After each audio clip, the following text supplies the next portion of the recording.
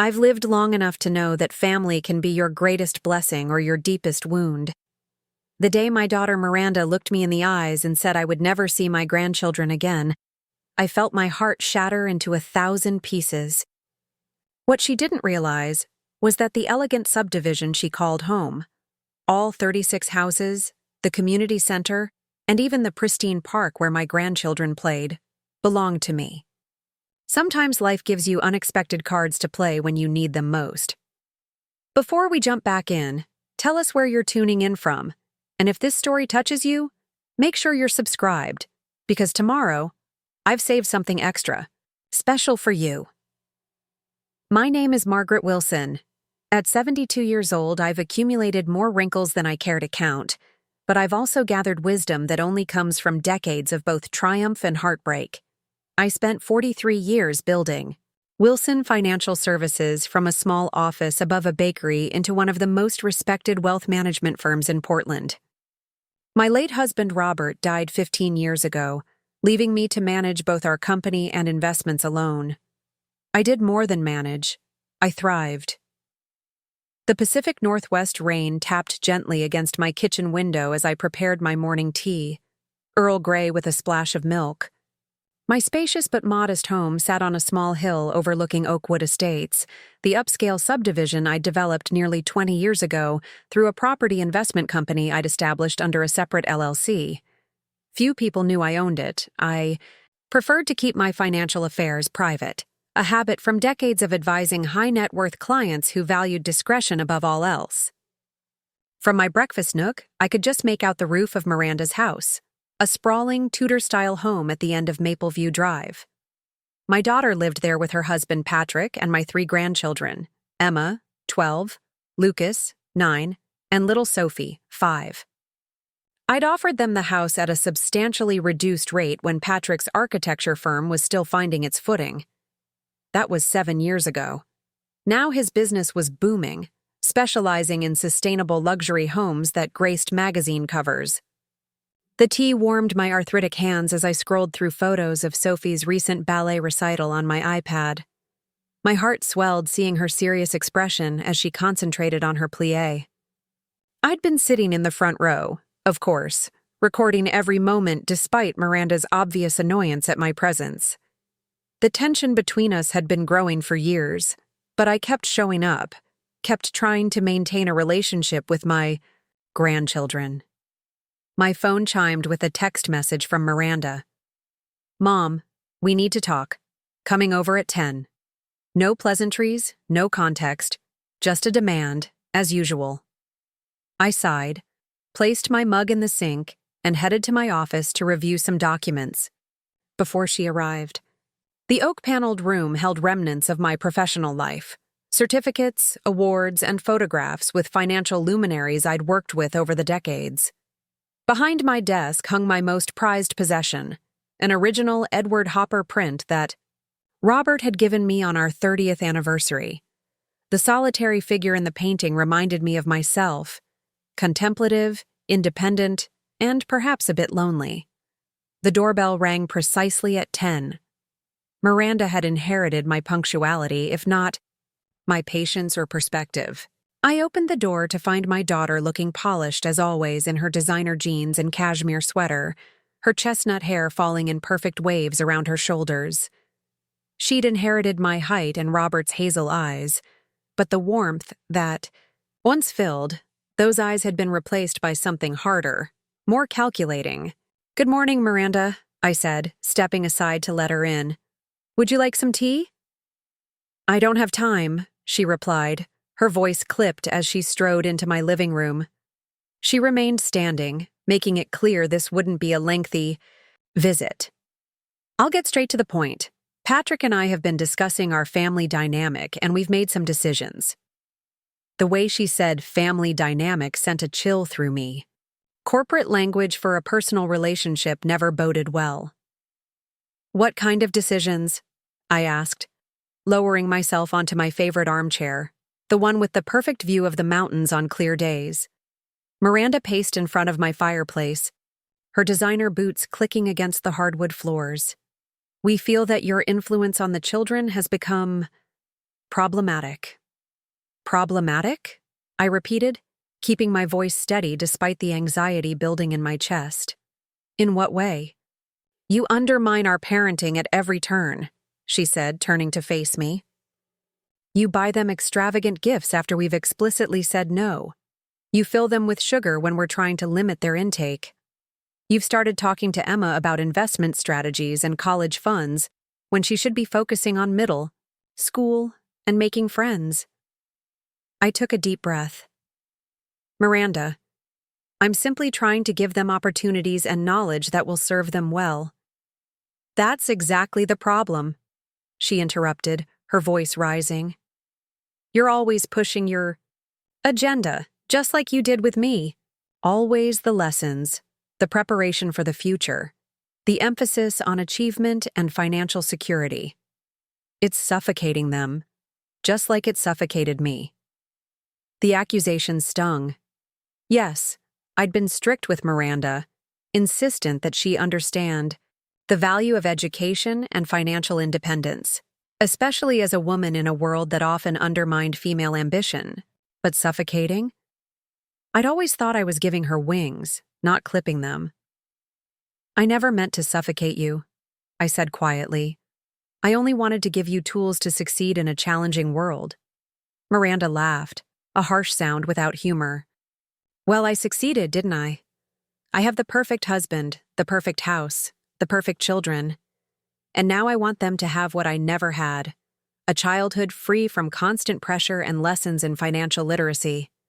I wanted to point out that her perfect house had been partially my gift, that her children's private school tuition came from the trust fund I'd established, that her husband's first major client had been my referral. But I bit my tongue.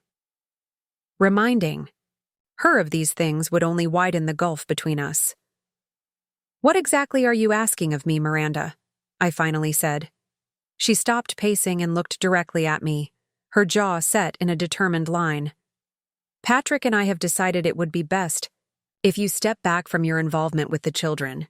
No more unscheduled visits, no more gifts without our approval, no more private conversations about finances or the future. My heart sank. You're limiting my access to my own grandchildren? We're establishing healthy boundaries, she corrected, using that detached, therapeutic language she'd adopted in recent years. The children need consistency, and your constant interference disrupts our family unit. And if I don't agree to these boundaries? I asked, though I already knew the answer.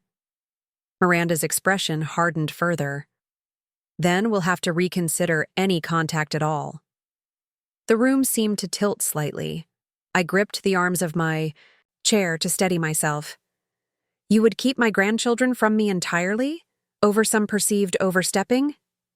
It's not perceived, Mother. It's real, and it's damaging. Her voice had that rehearsed quality that told me she'd practiced this conversation, probably with that family therapist she was always quoting.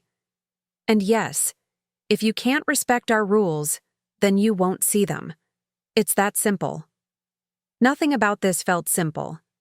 I thought of little Sophie's hand in mine as we fed ducks at the pond last weekend.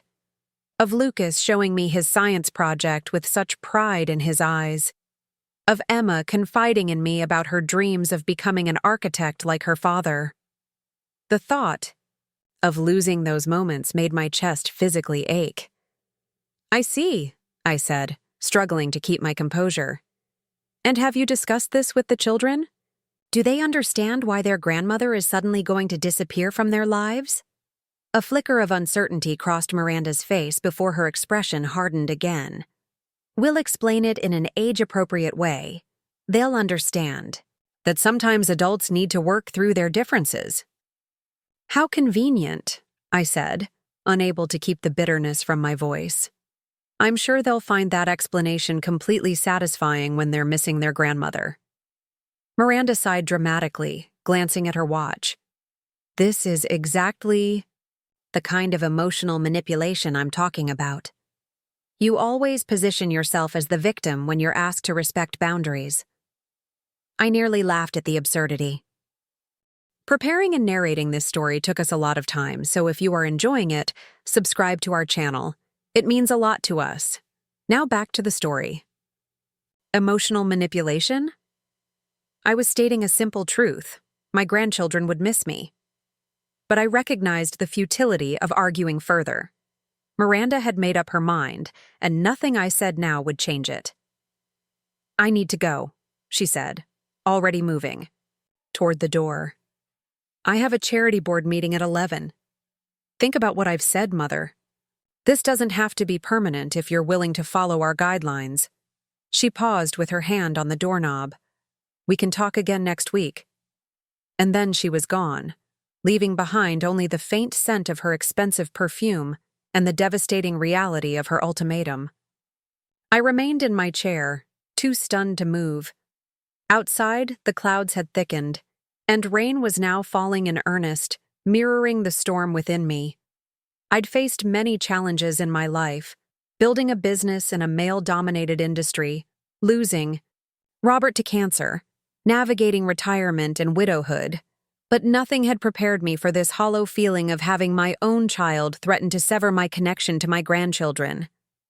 After what felt like hours, I finally rose and moved to my office on unsteady legs. I unlocked the bottom drawer of my desk and pulled out a thick folder labeled Oakwood Estates Holdings. Inside were the legal documents confirming my ownership of the entire subdivision, all 36 homes, the community center, the park, and even the small shopping area at the entrance. I'd established Wilson Property Group, LLC, decades ago as a separate investment vehicle, deliberately keeping my name off public records for privacy. Few people knew about this aspect of my wealth. Miranda certainly didn't. She had always assumed her father was the financial mastermind behind our success, never bothering to understand that I had been an equal partner in building our fortune and had substantially grown it since his passing. My finger traced over the property map, lingering on Miranda's house at 47 Mapleview Drive. The most expensive home in the subdivision, with its expansive yard backing up to the community nature preserve. The home she believed she'd purchased, at a discounted price because of a motivated seller, when in reality, I'd arranged the entire transaction. I hadn't kept this information from Miranda out of malice or manipulation. I simply believed that financial independence was important, that she and Patrick needed to feel they'd achieved their success on their own merits. Perhaps that had been a mistake. Perhaps I'd been wrong about many things. My cell phone rang, startling me from my thoughts.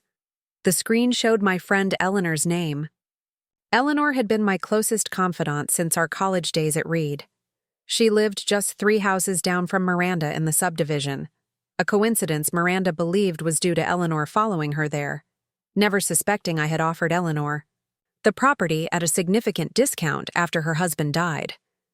"Maggie, are you there?" Eleanor's concerned voice came through when I answered, but didn't immediately speak. "Yes, I'm here," I said, my voice sounding distant even to my own ears. "What's wrong? You sound terrible."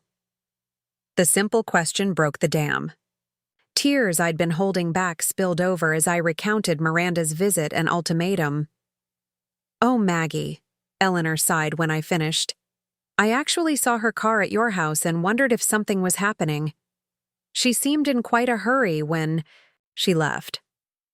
"She's always in a hurry these days," I said, wiping my eyes, too busy with her perfect life to consider anyone else's feelings, especially her mother's. "What are you going to do?" Eleanor asked. "About the grandchildren, I mean." I looked down at the property documents spread across my desk, a plan slowly forming in my mind. "I'm going to think very carefully about my next steps," I said. "And I may need your help." "Whatever you need," Eleanor said without hesitation. "You know I'm here for you."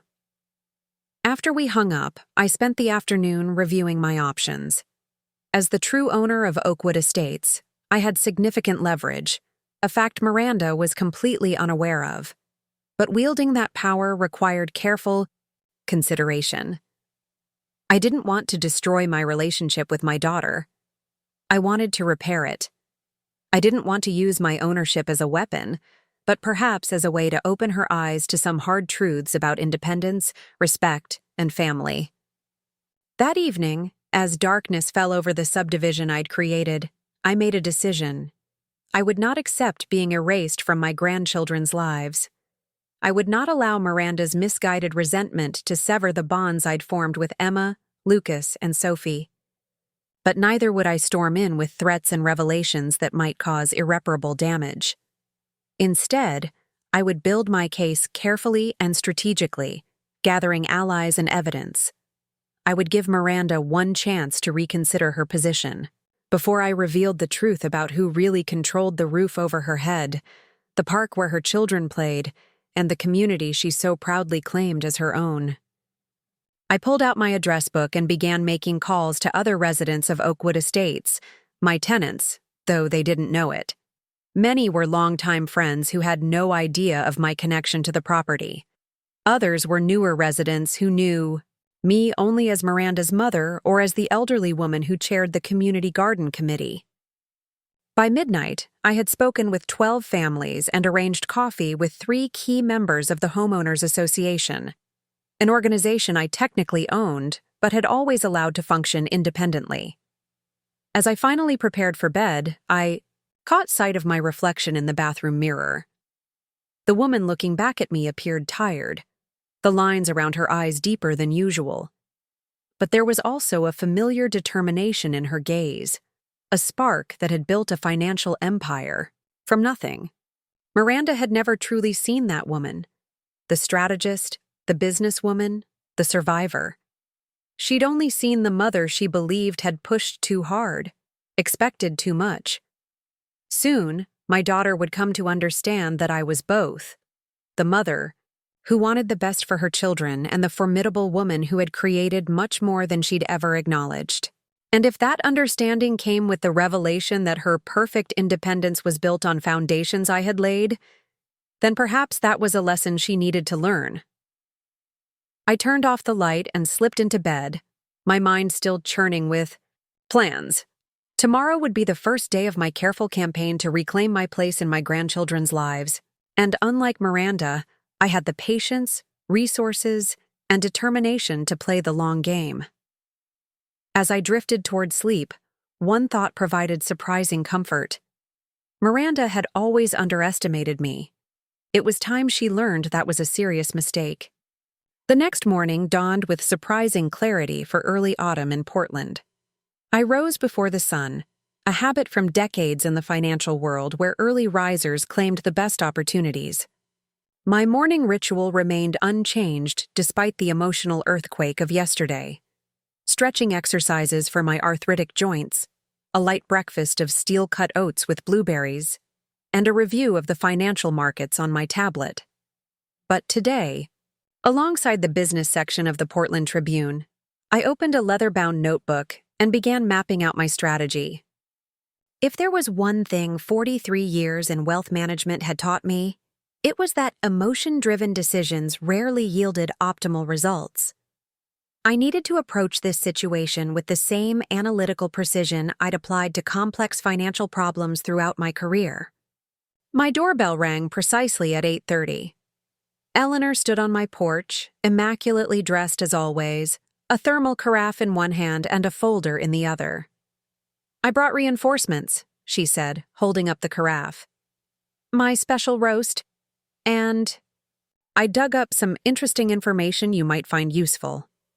We settled at my kitchen table, the morning light streaming through the windows. At 74, Eleanor remained sharp as ever. Before retirement, she'd been a formidable corporate attorney, and that investigative instinct had never faded. "I've been thinking about your situation with Miranda," she said, pouring us each a cup of coffee.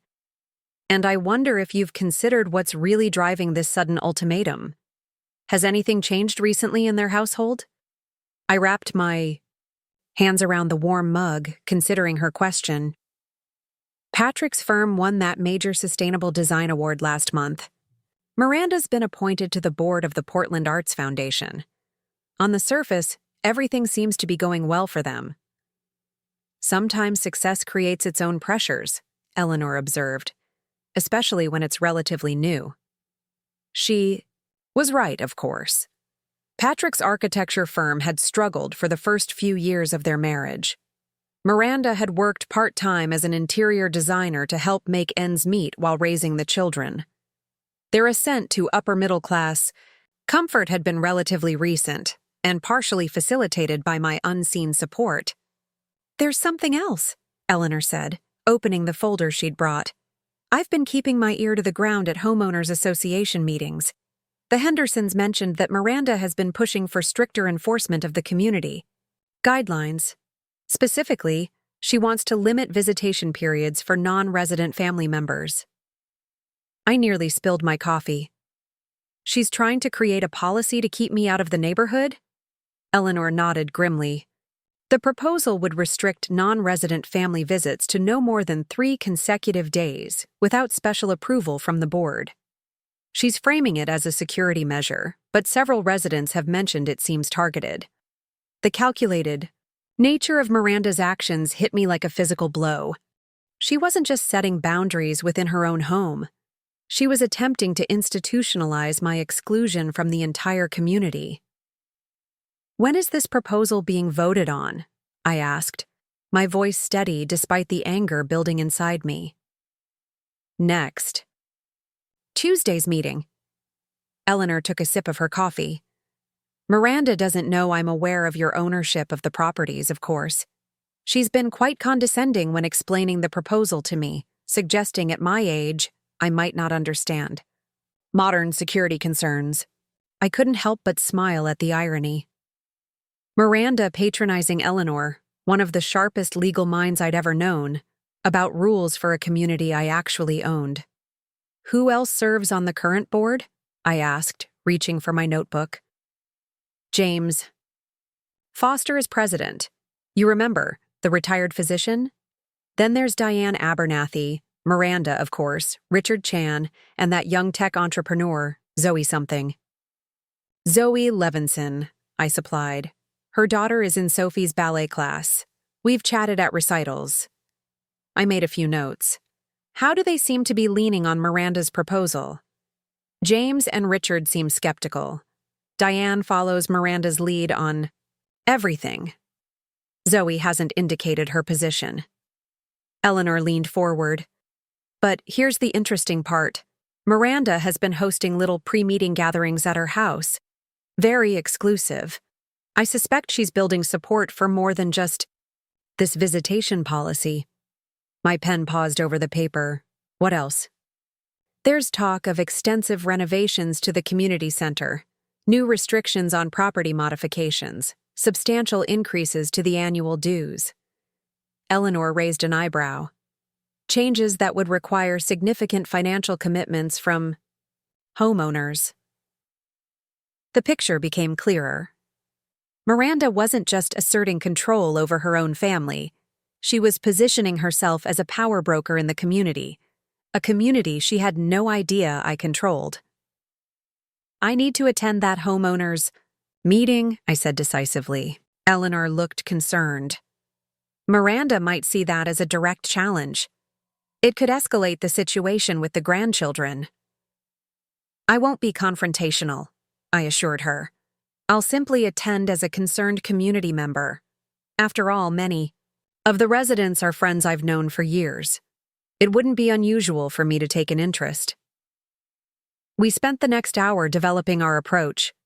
Eleanor would continue gathering information about Miranda's other initiatives. I would reconnect with key residents who might provide insight or support.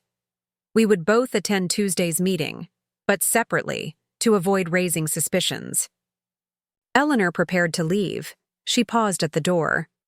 "Maggie, have you considered the possibility that you might have to reveal your ownership of the subdivision? That's a significant card to play." I nodded solemnly. "It's my nuclear option. Eleanor, I'll only use it if absolutely necessary. I want Miranda to recognize my place in my grandchildren's lives because she understands its value to them, not because I've forced her hand with property rights."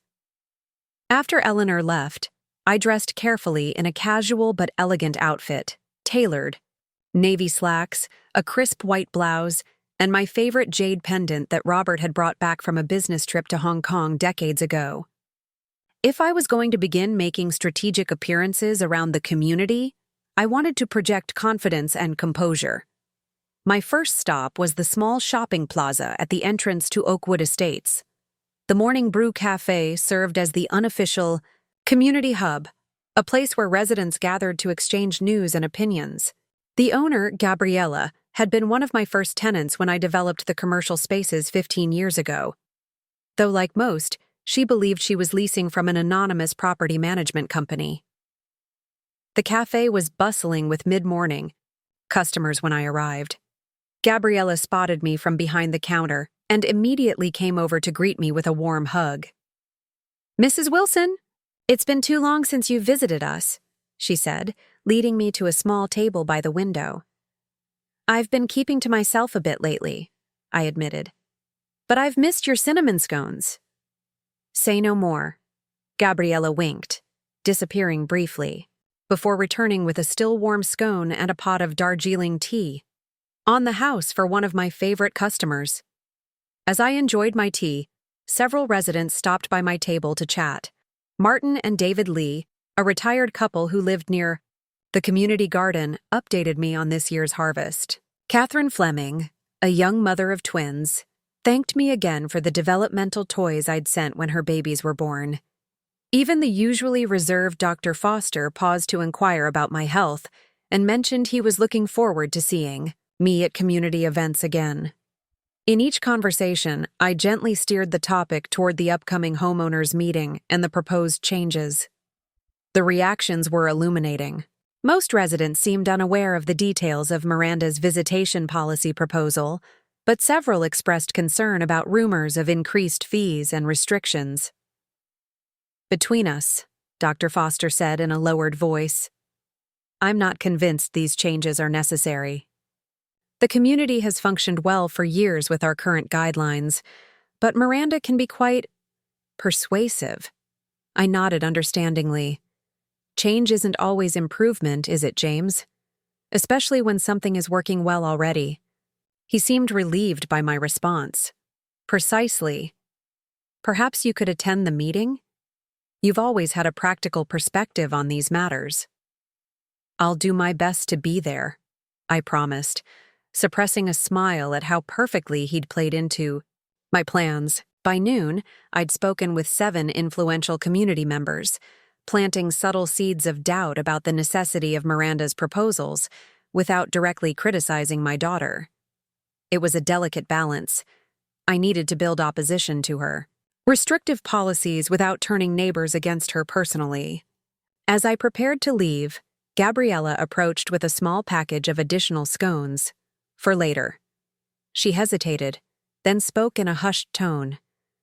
"Mrs. Wilson, I hope you don't mind me mentioning this, but your granddaughter Sophie was here yesterday, with her nanny.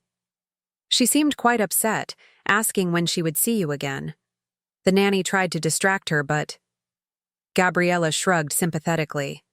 "Children notice more than adults think." My heart tightened. "Thank you for telling me, Gabriella. Sophie and I are very close." "We all know what a wonderful grandmother you are," she said firmly. "The children from the subdivision love when you host cookie decorating at Christmas and your garden tours in the spring. It would be a shame if those traditions ended." I clutched the package of scones, fighting back sudden tears. In my strategic planning, I'd momentarily lost sight of the immediate emotional impact on my grandchildren. Sophie was asking for me. She was confused and hurt by my sudden absence. "The traditions won't end," I assured Gabriella with newfound determination. "Some things are too important to lose." I left the cafe with renewed purpose and a modified plan forming in my mind. The homeowners' meeting was still days away. I couldn't wait that long to establish some form of contact with my grandchildren. Back at home, I retrieved a carved wooden box from my office shelf. Inside were 3 small jade pendants, similar to the one I wore but sized for children. I'd purchased them years ago, planning to give them to my grandchildren when they were older But circumstances had changed. I carefully wrapped each pendant in tissue paper and placed them in individual gift boxes with handwritten notes. For Emma, the eldest, strong women know their own worth. Wear this as a reminder of yours. For Lucas, your curious mind will take you far. This stone represents wisdom. And for Sophie, remember that Grandma's love is always with you, just like this special stone. Next, I selected 3 books from my library, thoughtfully chosen for each child's interests and reading level. For Emma, a beautifully illustrated biography of pioneering women architects. For Lucas, an engaging book about the natural sciences. For Sophie, a collection of fairy tales featuring brave, kind heroines. I hesitated before packaging these gifts. Miranda had explicitly forbidden unapproved presents. But these weren't extravagant electronics or sugar-laden treats. They were meaningful keepsakes and educational books. Still, delivering them required careful consideration. I couldn't take them to Miranda's house directly. That would provoke an immediate confrontation. I couldn't send them with Eleanor without potentially drawing her into the conflict. After careful thought, I realized there was one perfect opportunity: Emma's soccer game tomorrow afternoon at the community field. Miranda never attended these games, claiming they interfered with her charity committee meetings. Patrick typically took all 3 children, with the younger 2 playing at the adjacent playground while Emma competed. If I timed my appearance correctly, I could briefly connect with my grandchildren in a public setting where a scene would be difficult to create. That evening, I called my grandson directly on the child-friendly phone Patrick had given him for emergencies. Lucas answered on the second ring. "Grandma!" His excited voice filled me with joy. "Where have you been? Mom said you were busy." "I've been thinking about you all," I said carefully. "I understand I won't be visiting as often for a while, but I wanted to check if you'll be at Emma's soccer game tomorrow." "Yeah, Dad's taking us. Mom has some meeting thing." His voice lowered conspiratorially. "Sophie keeps asking when you're coming over. She cried last night because you weren't here to read her Special Voices bedtime story." My heart clenched, but I kept my tone light. "Well, I might stop by the soccer field tomorrow to cheer for Emma. Perhaps I'll see you there." "Really?" Lucas sounded thrilled. "That would be awesome. I'll tell Emma and Sophie."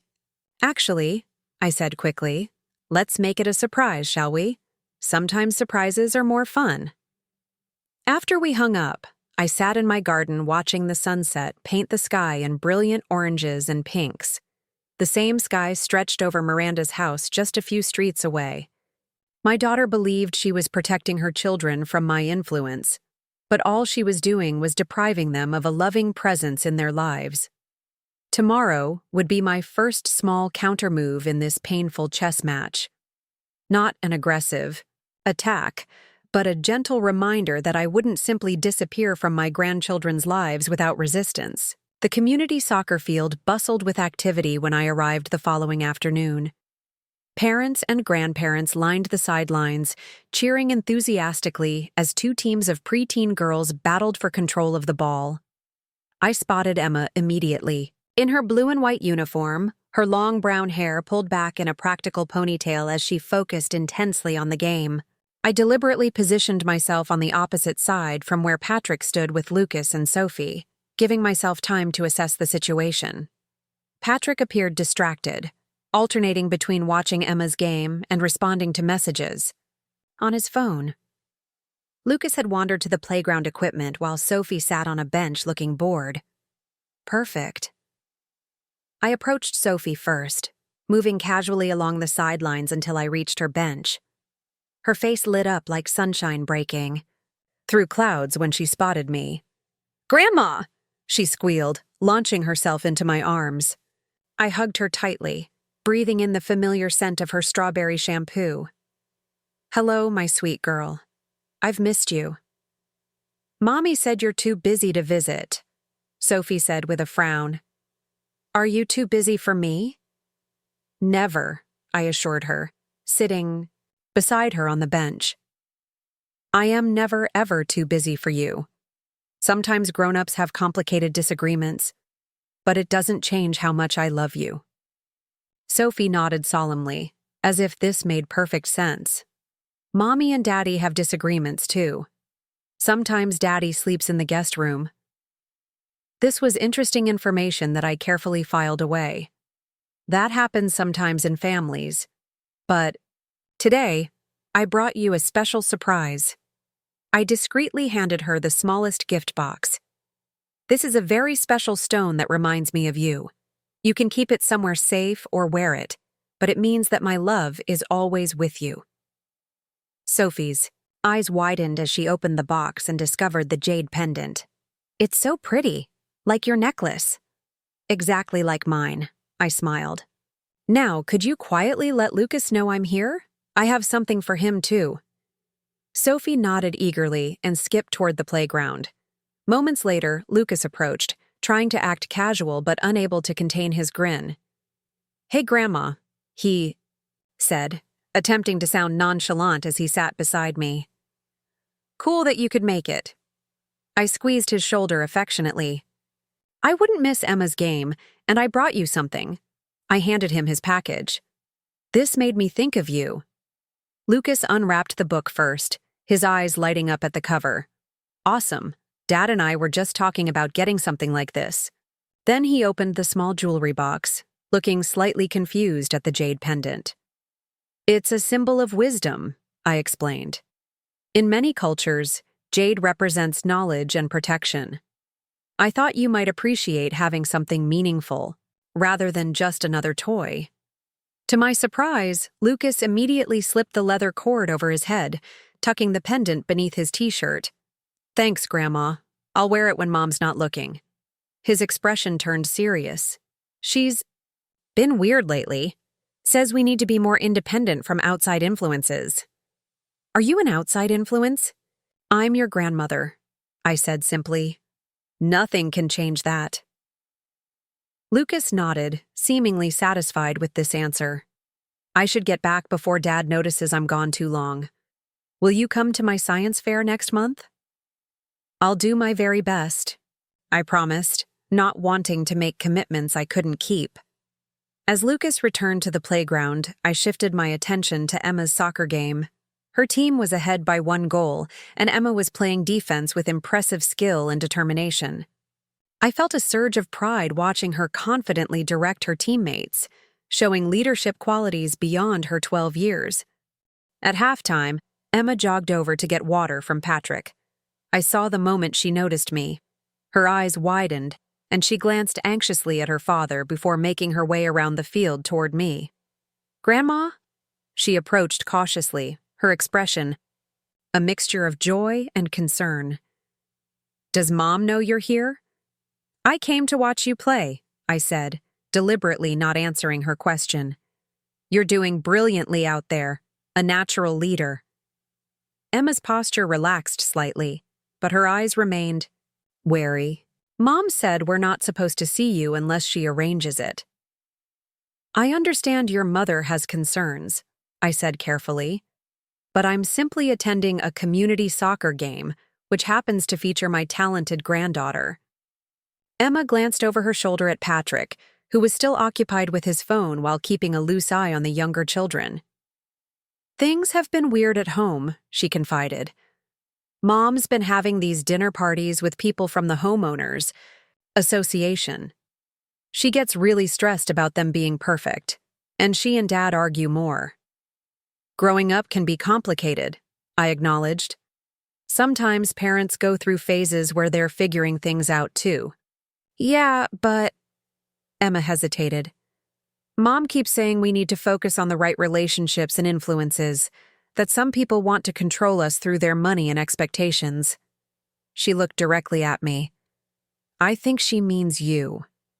The perceptiveness of children never ceased to amaze me.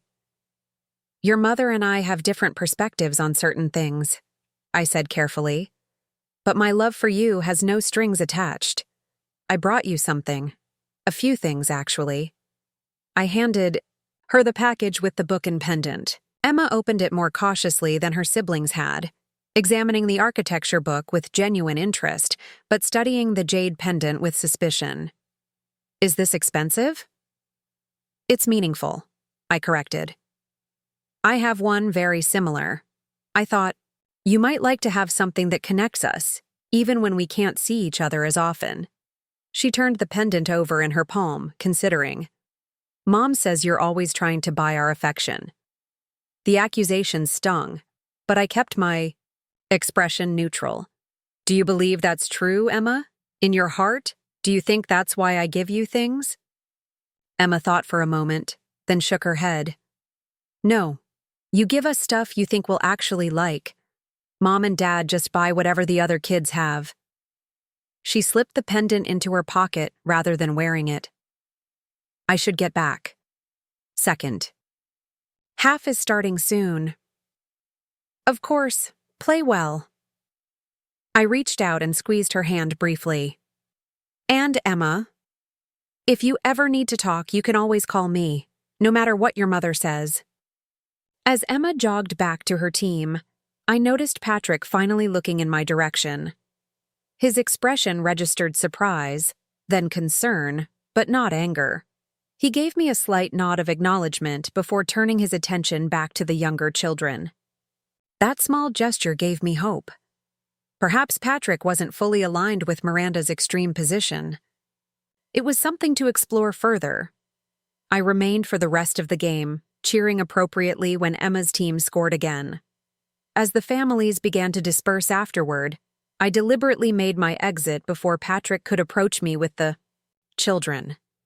This brief contact had accomplished what I needed, reassuring my grandchildren of my continued presence in their lives without directly challenging Miranda's authority. As I walked back to my car, I felt someone fall into step beside me. It was Richard Chan, one of the Homeowners Association board members Eleanor had mentioned. Mrs. Wilson, he greeted me politely. Good to see you supporting the community teams. Emma plays very well, I replied. I wouldn't miss it. Richard nodded, then lowered his voice. I understand there may be some family tension regarding your role in the community. I wanted you to know that not everyone agrees with the proposed restrictions. I maintained a neutral expression, though inwardly I was surprised by his directness. I appreciate that, Richard. I've been part of Oakwood Estates for a long time. Longer than most realize, he said with a meaningful look. My firm handled some of the original development paperwork. I've always respected your decision to remain anonymous. My steps faltered slightly. Richard knew about my ownership? This was unexpected. He smiled reassuringly. Don't worry, your secret has been safe with me for 15 years. I simply wanted you to know that should you choose to attend Tuesday's meeting, you would have support from some board members. Thank you, Richard, I said carefully. That's good to know. As he walked away, I processed this new information. Richard Chan knew about my ownership of the subdivision, but had kept that knowledge private for years. He was offering an alliance against Miranda's proposals without requiring me to reveal my ownership publicly. The chessboard had just become more complex and potentially more advantageous for my position. When I returned home, I found Eleanor waiting on my porch with a large envelope and a concerned expression. I've been trying to reach you, she said as I unlocked the door. Something's happened that you need to know about. Once inside, Eleanor spread several documents across my kitchen table. These were anonymously delivered to my mailbox this morning. They're copies of emails between Miranda and an attorney specializing in elder law and conservatorships. My blood ran cold as I scanned the documents. The emails detailed Miranda's inquiries about having me declared mentally incompetent to manage my own affairs, with references to increasing signs of poor judgment and financially irresponsible decisions. She's building a case to take control of my assets, I said, my voice barely above a whisper. The betrayal cut deeper than I could have imagined. It appears so, Eleanor confirmed grimly.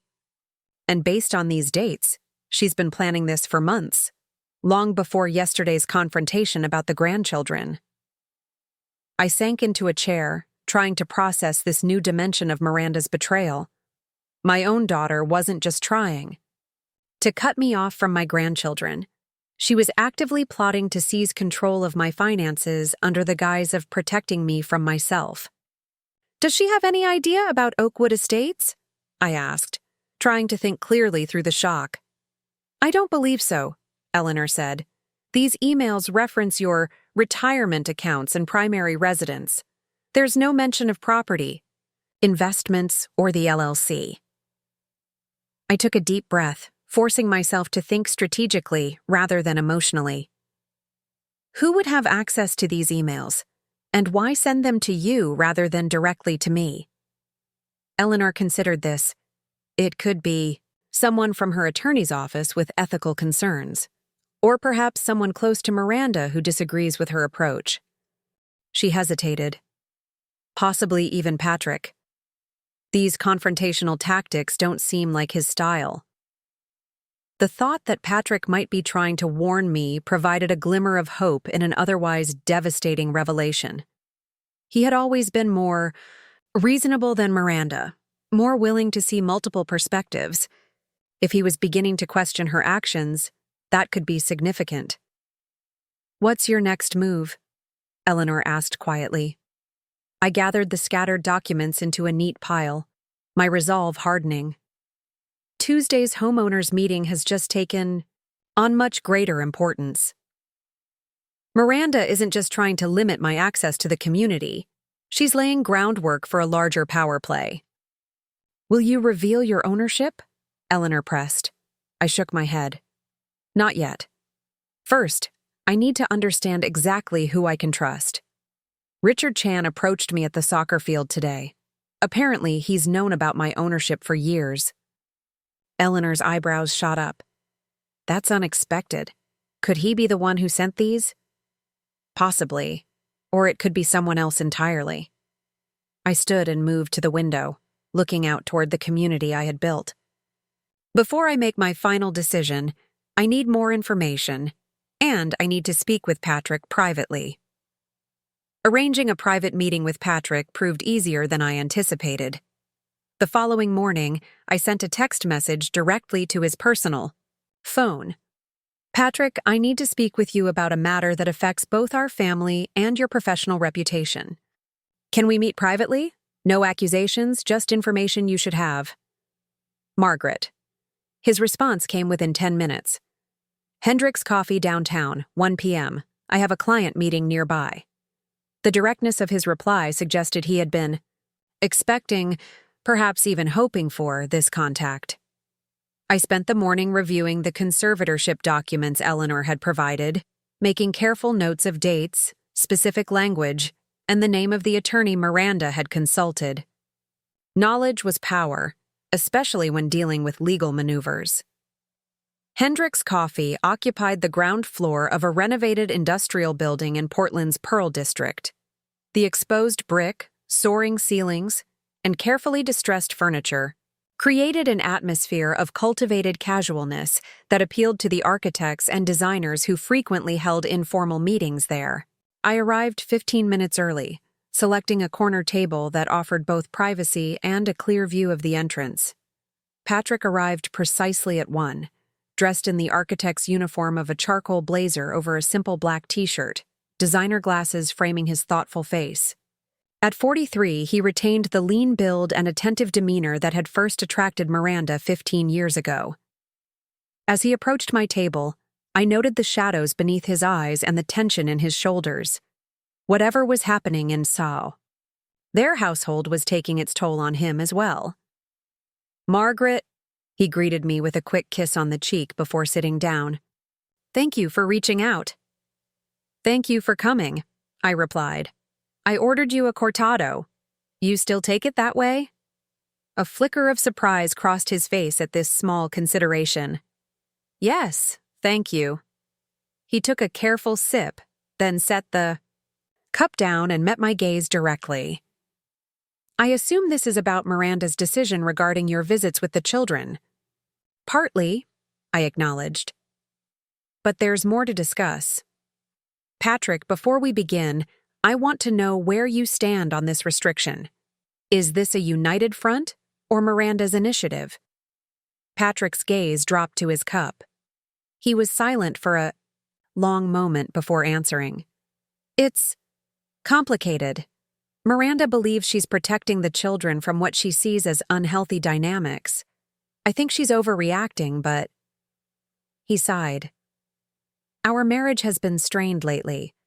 I'm trying to pick my battles, and my relationship with my grandchildren isn't worth fighting for. I kept my tone neutral, genuinely curious rather than accusatory. He looked up, pained. The children miss you terribly. Emma barely speaks at home now. Lucas keeps asking, when rules can be broken for special circumstances. And Sophie. He shook his head. Sophie cried herself to sleep the first 2 nights. My heart ached for my grandchildren, but I pressed on. Patrick, I need to show you something. I slid the copies of Miranda's emails across the table. These were anonymously delivered to a friend of mine yesterday. Patrick's expression shifted from confusion to shock as he scanned the documents. His face paled visibly. Conservatorship? Mental incompetence? Margaret? I had no idea she was pursuing this. His reaction appeared genuine, the tightening around his eyes, the slight tremor in his hands as he turned the pages. Either Patrick was an exceptional actor or he was truly blindsided by this revelation. You didn't know? I pressed gently. No. He removed his glasses and rubbed the bridge of his nose. God, no. I knew she was frustrated about financial discussions with the children, but this... He gestured at the papers. This is extreme. Has Miranda mentioned concerns about my mental capacity to you or others? I needed to understand how far this narrative had spread. Patrick shook his head firmly. Never. In fact, she often complains that you're too sharp, too aware of the family dynamics, that you see through her attempts to... He stopped abruptly. Attempts to what, Patrick? He hesitated, clearly uncomfortable. To establish herself as the authority figure, to be seen as the successful one. He looked directly at me. Miranda has always felt she lives in your shadow, Margaret. Your success, your confidence, your relationship with the children. She wants to be the matriarch, not the daughter still seeking approval. This insight wasn't entirely surprising, but hearing it articulated so clearly brought a wave of sadness. I had never intended to overshadow Miranda. My support had always been offered with the hope of seeing her thrive.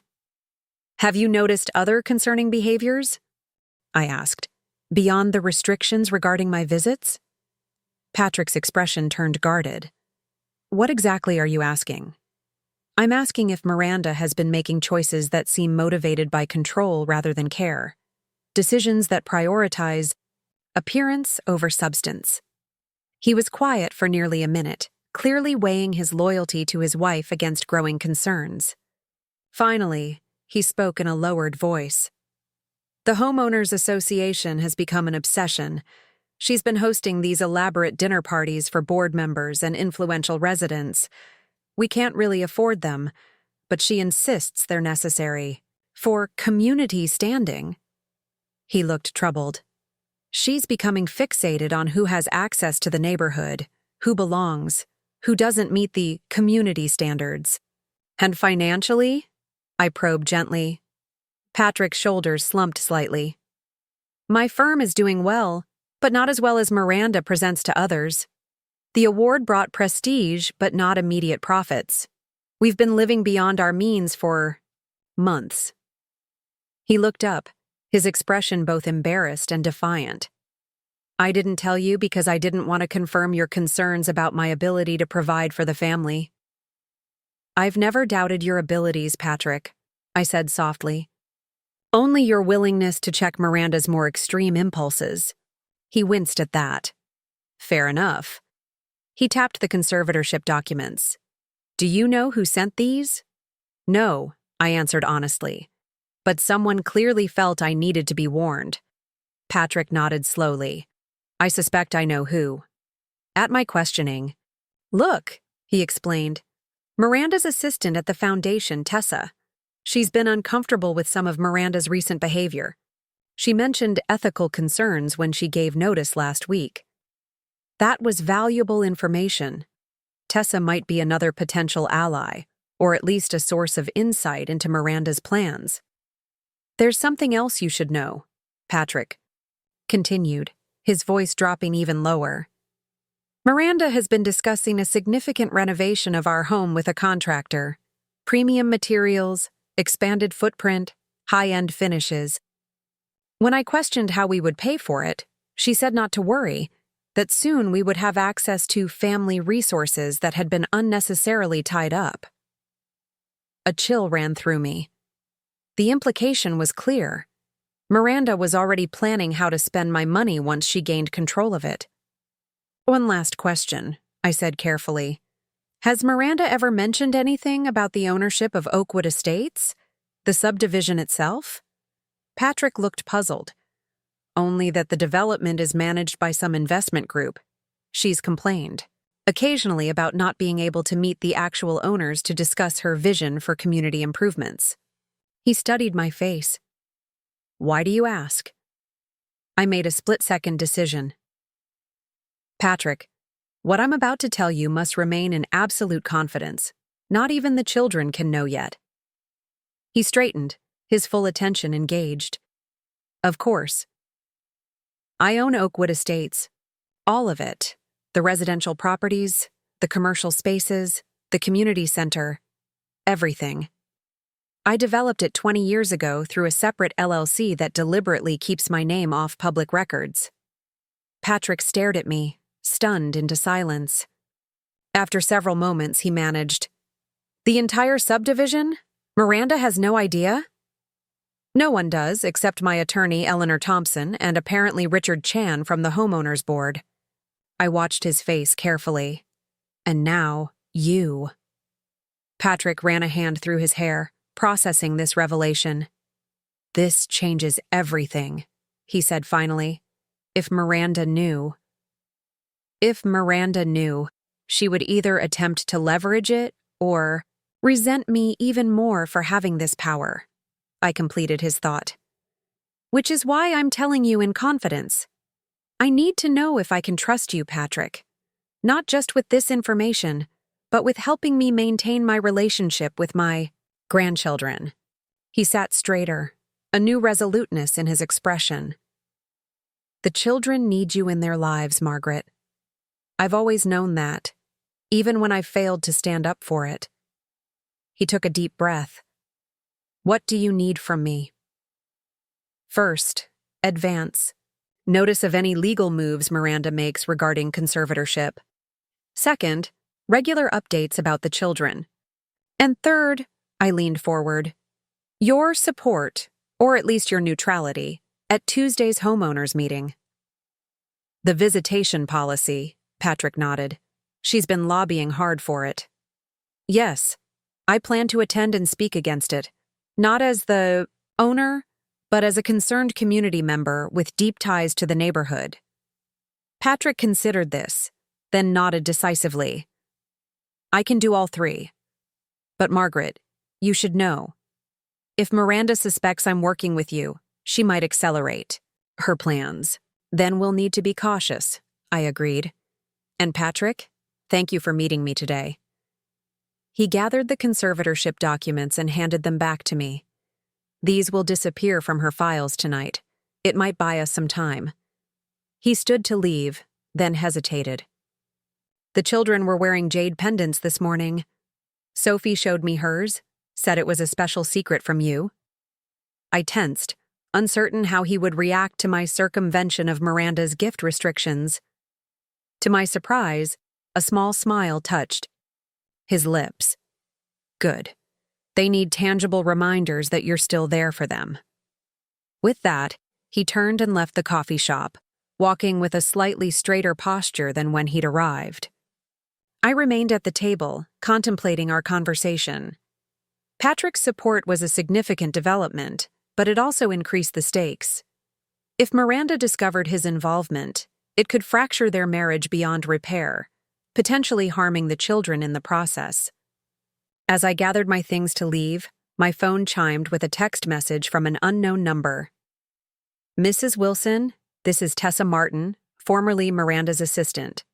I believe we need to talk. Can we meet somewhere private?" Another piece moving on. The board. I responded immediately. "My home, 4 p.m. today. The address is 127 Pinecrest Lane." On the drive home, I mentally recalibrated my strategy.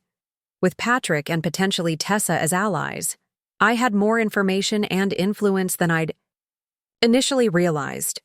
But Miranda's conservatorship plan represented a more immediate threat than I'd anticipated. Tuesday's homeowners meeting was no longer just about maintaining access to my grandchildren. It was about protecting my autonomy and assets from a daughter who seemed determined to control both. Tessa Martin arrived at my home precisely at 4, driving a modest sedan that she parked carefully on the street rather than in my driveway. A subtle precaution against being recognized by neighbors, who might report back to Miranda. She was younger than I expected, perhaps 30, with a practical bob haircut and the alert, efficient demeanor of someone accustomed to anticipating others' needs. "Thank you for meeting with me, Mrs. Wilson," she said as I welcomed her inside. "I apologize for the secrecy, but the situation is delicate." "I understand completely," I assured her, leading her to my sunroom where I'd prepared tea and a light arrangement of cookies. "And please, call me Margaret." Tessa settled onto the wicker sofa, her posture professional despite the informal setting. "I worked for your daughter for 3 years at the Portland Arts Foundation. Initially, it was a position I valued. Meaningful work, good experience." She paused. "But over the past 6 months, things changed significantly." "In what way?" I asked, pouring tea for both of us. "Miranda began using foundation resources for personal networking, directing me to handle private matters during work hours, asking me to adjust expense reports to cover personal lunches." Tessa accepted the teacup with a nod of thanks. "I raised concerns with the executive director, but Miranda is well connected. Nothing came of it." "What prompted your resignation?" Tessa's expression hardened. 3 weeks ago, Miranda asked me to compile information about you. Financial records, property holdings, medical history. She claimed it was for estate planning purposes, but the attorney she connected me with specialized in elder law and competency cases. When I questioned the approach, she became defensive, then threatening. "Threatening how?" I kept my voice neutral. "She implied my career in nonprofit administration would be over in Portland if I didn't cooperate." Tessa met my gaze directly. "I submitted my resignation the next day, but not before I made copies of the correspondence regarding the competency evaluation." "You sent the documents to Eleanor Thompson," I said. Not a question, but a confirmation. Tessa nodded. "I found her name in Miranda's contacts list as your friend. I thought she might be able to warn you discreetly." "Why take this risk? You don't know me personally." She carefully set down her teacup. "My grandmother raised me after my parents died. When I was in college, my uncle tried to have her declared incompetent to gain control of her modest savings. I've seen this playbook before, and I couldn't be part of it." Her personal connection to the situation explained her willingness to become involved. "I appreciate your integrity, Tessa. What else can you tell me about Miranda's plans?" "She's been coordinating with 3 specific board members of the Homeowners Association, Diane Abernathy, Martin Wells, and Victoria Simmons. They meet regularly to discuss what they call community standards enforcement." Tessa pulled a small notebook from her bag.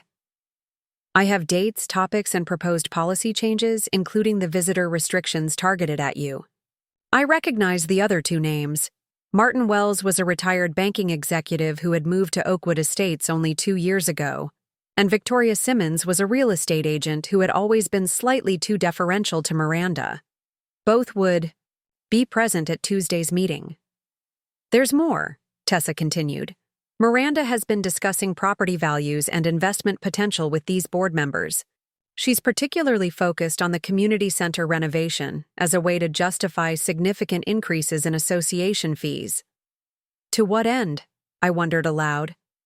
"Based on what I overheard, they're trying to price out some of the original residents, the retirees and middle-income families who bought in early. They want to transform Oakwood into an exclusive enclave." Tessa looked troubled. Miranda specifically mentioned that certain elements were bringing down property values. The implications were disturbing. Miranda wasn't just trying to exclude me. She was attempting to reshape the entire community into a more elite, exclusive environment. The diverse, multi-generational neighborhood I'd carefully designed was being targeted for improvement by my own daughter. "The meeting on Tuesday," I said. "What do you know about their strategy?" "They plan to present the visitor policy as a security measure, citing recent property crimes in neighboring communities. The fee increases will be framed as necessary investments in community infrastructure." Tessa hesitated. "And Miranda has prepared a statement about resident conduct standards that indirectly references disruptive family situations affecting community harmony. She's going to publicly suggest I'm creating family drama," I translated. "Essentially, yes."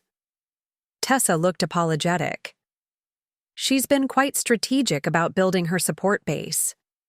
For the next hour, Tessa shared everything she knew about Miranda's plans, the allies she'd cultivated, the policies she hoped to implement, and the narrative she'd constructed about my supposedly declining judgment.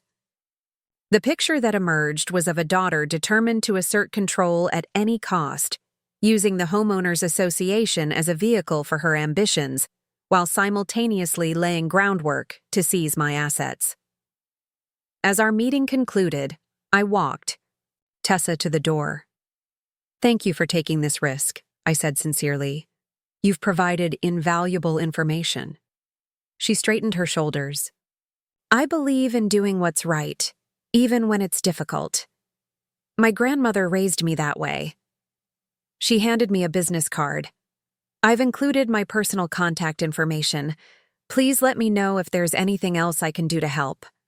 After Tessa departed, I immediately called Eleanor to update her on both conversations. Her response was characteristically direct. "Miranda has overplayed her hand," she declared firmly.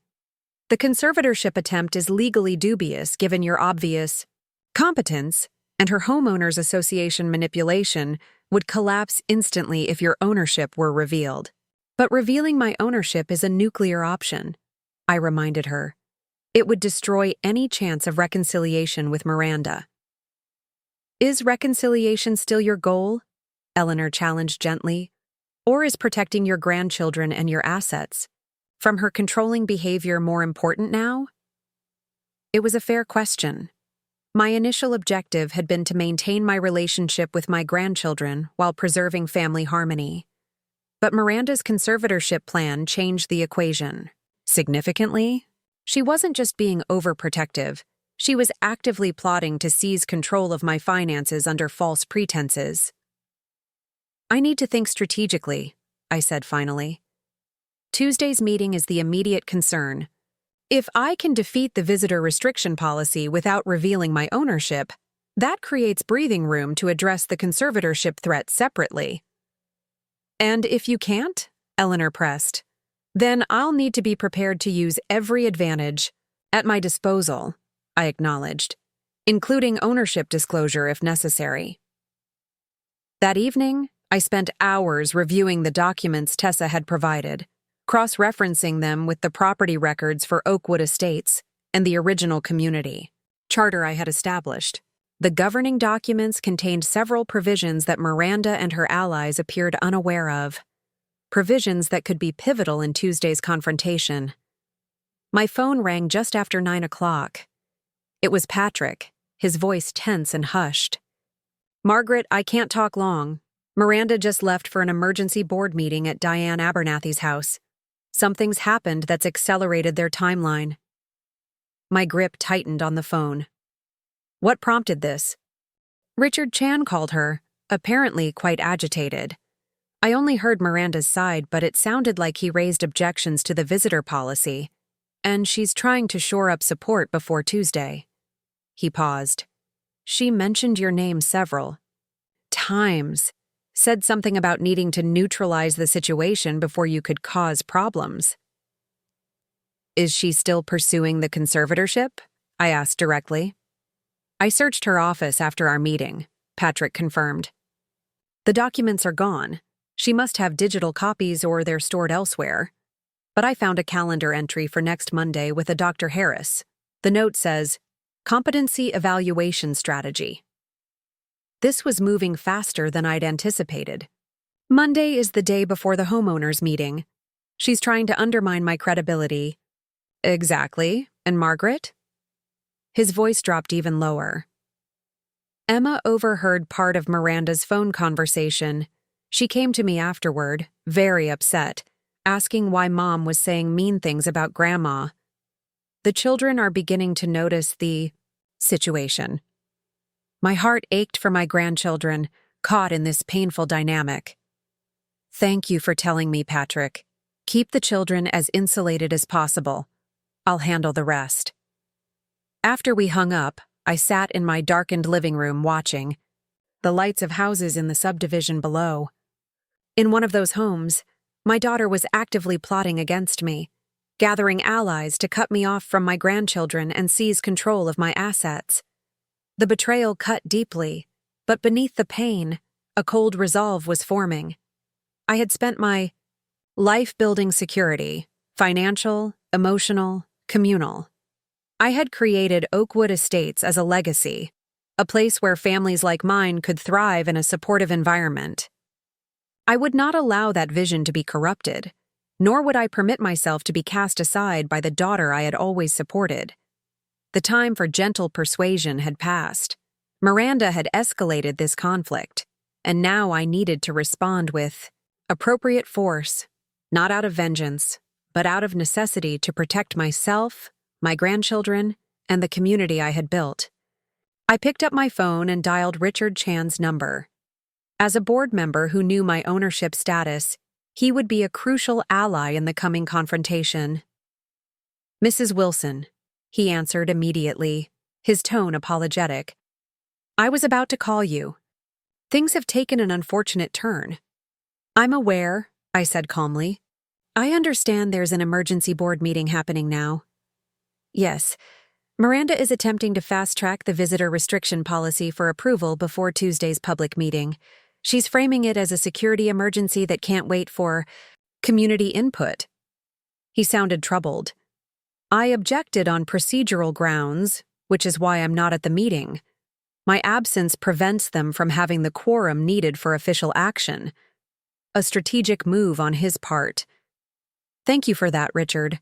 But this situation requires more than procedural delays. I think it's time to be more direct about certain realities. You mean revealing your ownership? He sounded uncertain. That's a significant step, Mrs. Wilson. Perhaps, but sometimes the most powerful move in chess is the one your opponent never saw coming.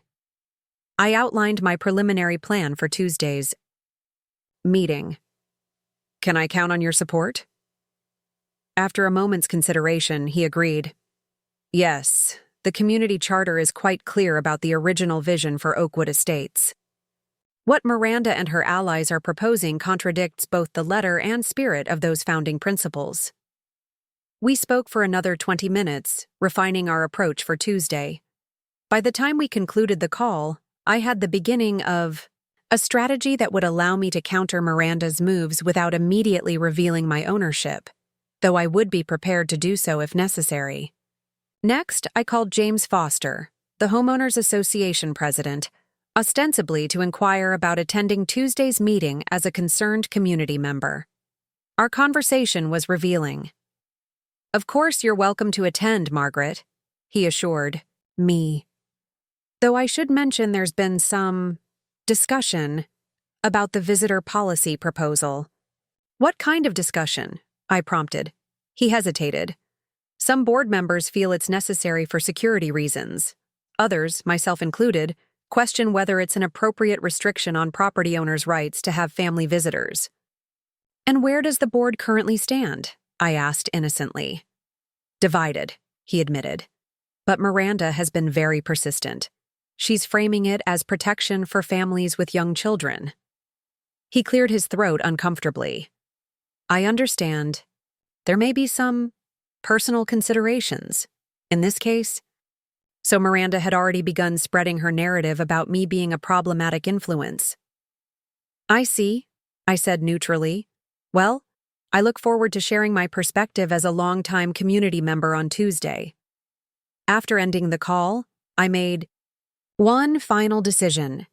It was time to speak directly with the person at the center of this conflict. My daughter. I sent Miranda a simple text message. I know about the conservatorship plan and the emergency board meeting tonight. We need to talk before Tuesday. Your choice of time and place. Mom. Her response came nearly an hour later, past midnight. My office at the foundation, 9 a.m. tomorrow. Come alone. The directness of her message confirmed what I already suspected. Miranda was no longer pretending. The conflict between us had moved into the open, and tomorrow would be our first direct confrontation. As I prepared for bed, I checked my email one last time and found a message from Eleanor with a subject line that made my breath catch.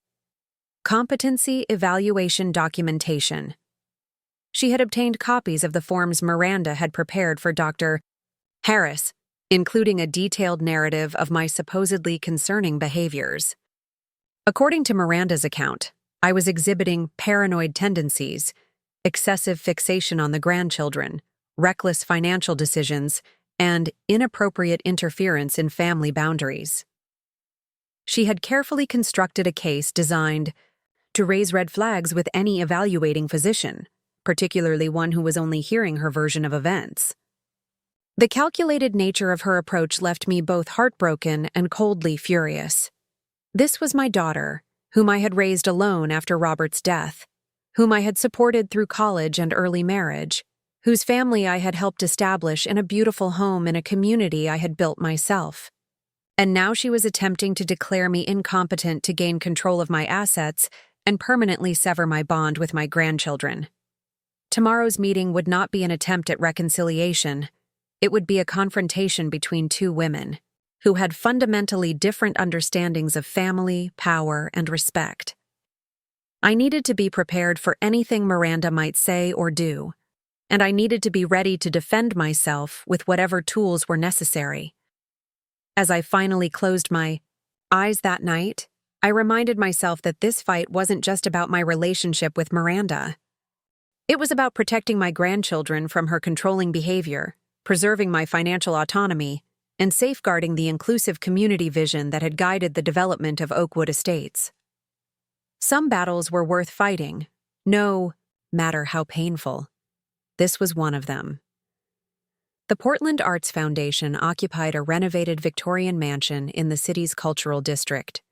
In the early morning light, the building's ornate facade seemed almost theatrical, an appropriate setting for the confrontation ahead. I arrived 15 minutes early, deliberately choosing to wait in my car across the street, observing the entrance. At precisely 8:45, Miranda pulled up in her silver Audi, dressed in a tailored burgundy pantsuit that projected authority and control. I gave her 5 minutes to settle into her office before crossing the street. The foundation hadn't officially opened for the day, and the reception area was empty. A sign on the desk indicated the receptionist would return at 9 a.m. I knew the way to Miranda's office. I had visited several times in the early days of her appointment to the board, before our relationship had deteriorated to its current state. The door to her corner office was slightly ajar. I knocked once and entered without waiting for a response, a small assertion of my own authority in what I knew would be a power-laden interaction. Miranda was seated behind her desk, a sleek glass and steel construction that matched the modernist. Art on the walls, all carefully curated to project contemporary sophistication. She looked up from her computer screen, her expression composed but cold. "Mother," she acknowledged, not rising to greet me. "Please close the door." I did so, then took a seat across from her without being invited. "Thank you for agreeing to meet." Miranda leaned back slightly, her posture deliberately relaxed though her eyes remained vigilant. "Your message was concerning. Accusations about conservatorship plans, emergency meetings. You sound paranoid." The word choice wasn't accidental. Paranoia was prominently featured in the competency evaluation documentation she had prepared. Not accusations, Miranda. Facts. I placed a folder on her desk and opened it to reveal copies of her emails with the elder law attorney. These were anonymously delivered to Eleanor. "Quite detailed plans you've been making about my supposed mental decline." Her expression flickered briefly, surprise, then anger, quickly controlled. She glanced at the documents, then back at me. "Going through my private communications? That only confirms my concerns about your behavior." Her voice was calm, professional, the tone she likely used when dealing with difficult board members. "Mother, I've been consulting experts because I'm genuinely worried about your judgment lately. The fixation on the children, the undermining of our parental authority, the financially irresponsible gifts." "Financially irresponsible?" I repeated with a raised eyebrow. "Jade pendants and educational books hardly qualify as extravagance." Miranda's eyes narrowed slightly. "So you admit circumventing our explicit boundaries regarding gifts, after I specifically told you—" "After you threatened to cut me off from my grandchildren entirely if I didn't comply with your arbitrary rules," I interrupted, keeping my voice steady. "Yes, I gave them small, meaningful gifts. That's hardly evidence of mental decline." "It's evidence of boundary violations," she countered. "And it's not just the gifts. It's your increasing interference in our family decisions, your emotional manipulation of the children, your refusal to acknowledge that Patrick and I are the parents, not you." I studied my daughter's face, the determined set of her jaw, the defensive posture, the carefully constructed narrative she had created to justify her actions. In that moment, I saw with painful clarity how Miranda had reframed our entire relationship to support her current agenda. My support had become interference. My love for my grandchildren had become manipulation.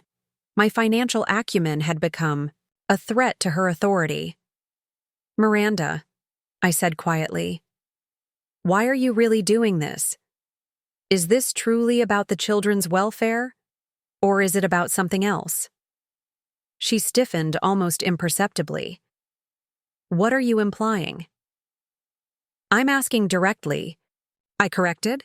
"Is this about protecting the children from some imagined harm I might cause? Or is it about controlling access to resources, both emotional and financial?" "That's absurd," she dismissed, but a slight flush had risen to her cheeks. "We're establishing healthy family boundaries and ensuring you receive appropriate care as you age." "Appropriate care," I repeated. "Such as having my financial autonomy stripped away through a manufactured competency evaluation? Scheduled for Monday, I believe, with Dr. Harris." This time, Miranda couldn't conceal her shock. Her eyes widened momentarily before she regained control. "You've been spying on me." "I've been protecting myself," I countered, "just as you claim to be protecting your family. The difference is, Miranda, I'm responding to real actions you've taken, not invented scenarios about declining mental capacity." Miranda stood abruptly, walking to the window that overlooked the foundation's manicured gardens. When she spoke again, her voice had hardened. "You've always thought you knew best. Always been so certain of your superior wisdom, your financial brilliance, your perfect grandmothering." She turned to face me. Do you have any idea what it's like to grow up in the shadow of Margaret Wilson, financial genius?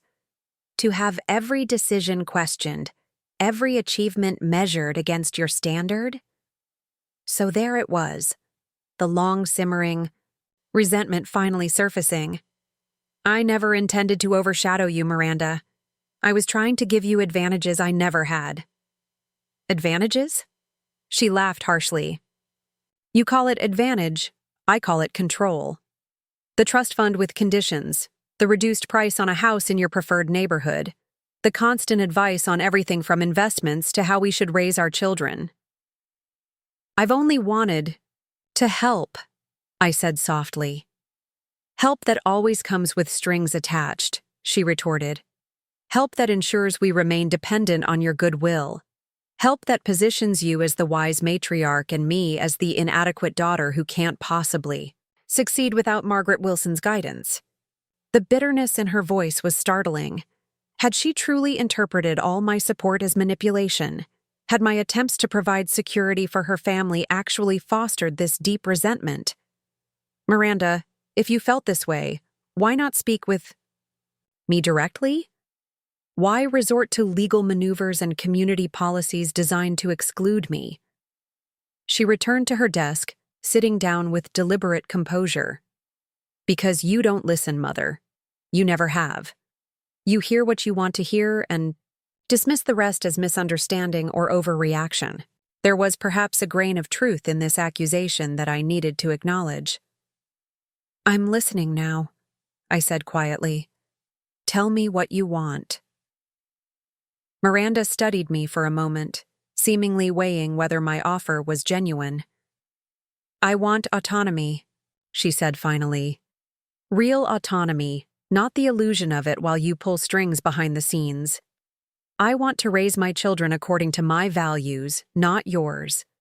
I want to build my own life, make my own mistakes, without your constant presence reminding everyone that I'm still Margaret Wilson's daughter. And you believe cutting me off from my grandchildren and seizing control of my finances will achieve this autonomy? I asked carefully. I believe establishing clear boundaries is necessary, she replied, her professional mask firmly back in place. The children need consistency and clear parental authority. Your financial resources should be properly managed to ensure your long-term care, not frittered away on excessive gifts or risky investments.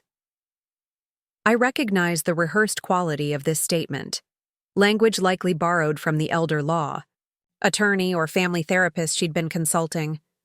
But beneath the practiced phrases, I heard the wounded child still seeking to establish her independence from a mother she perceived as controlling.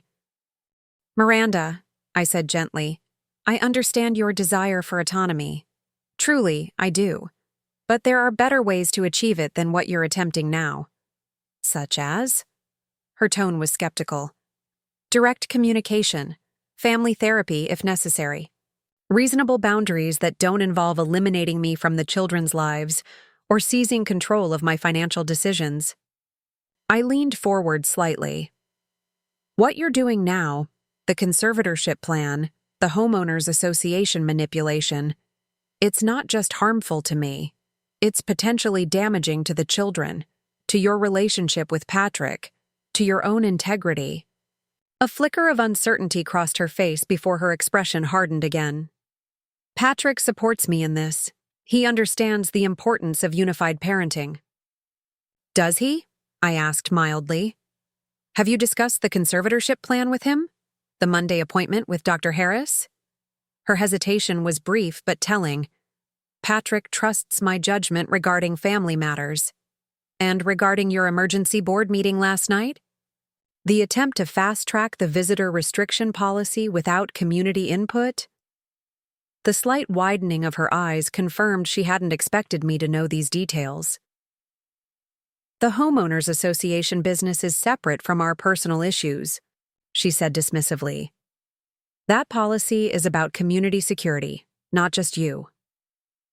Miranda, I said with gentle firmness, this deception needs to stop.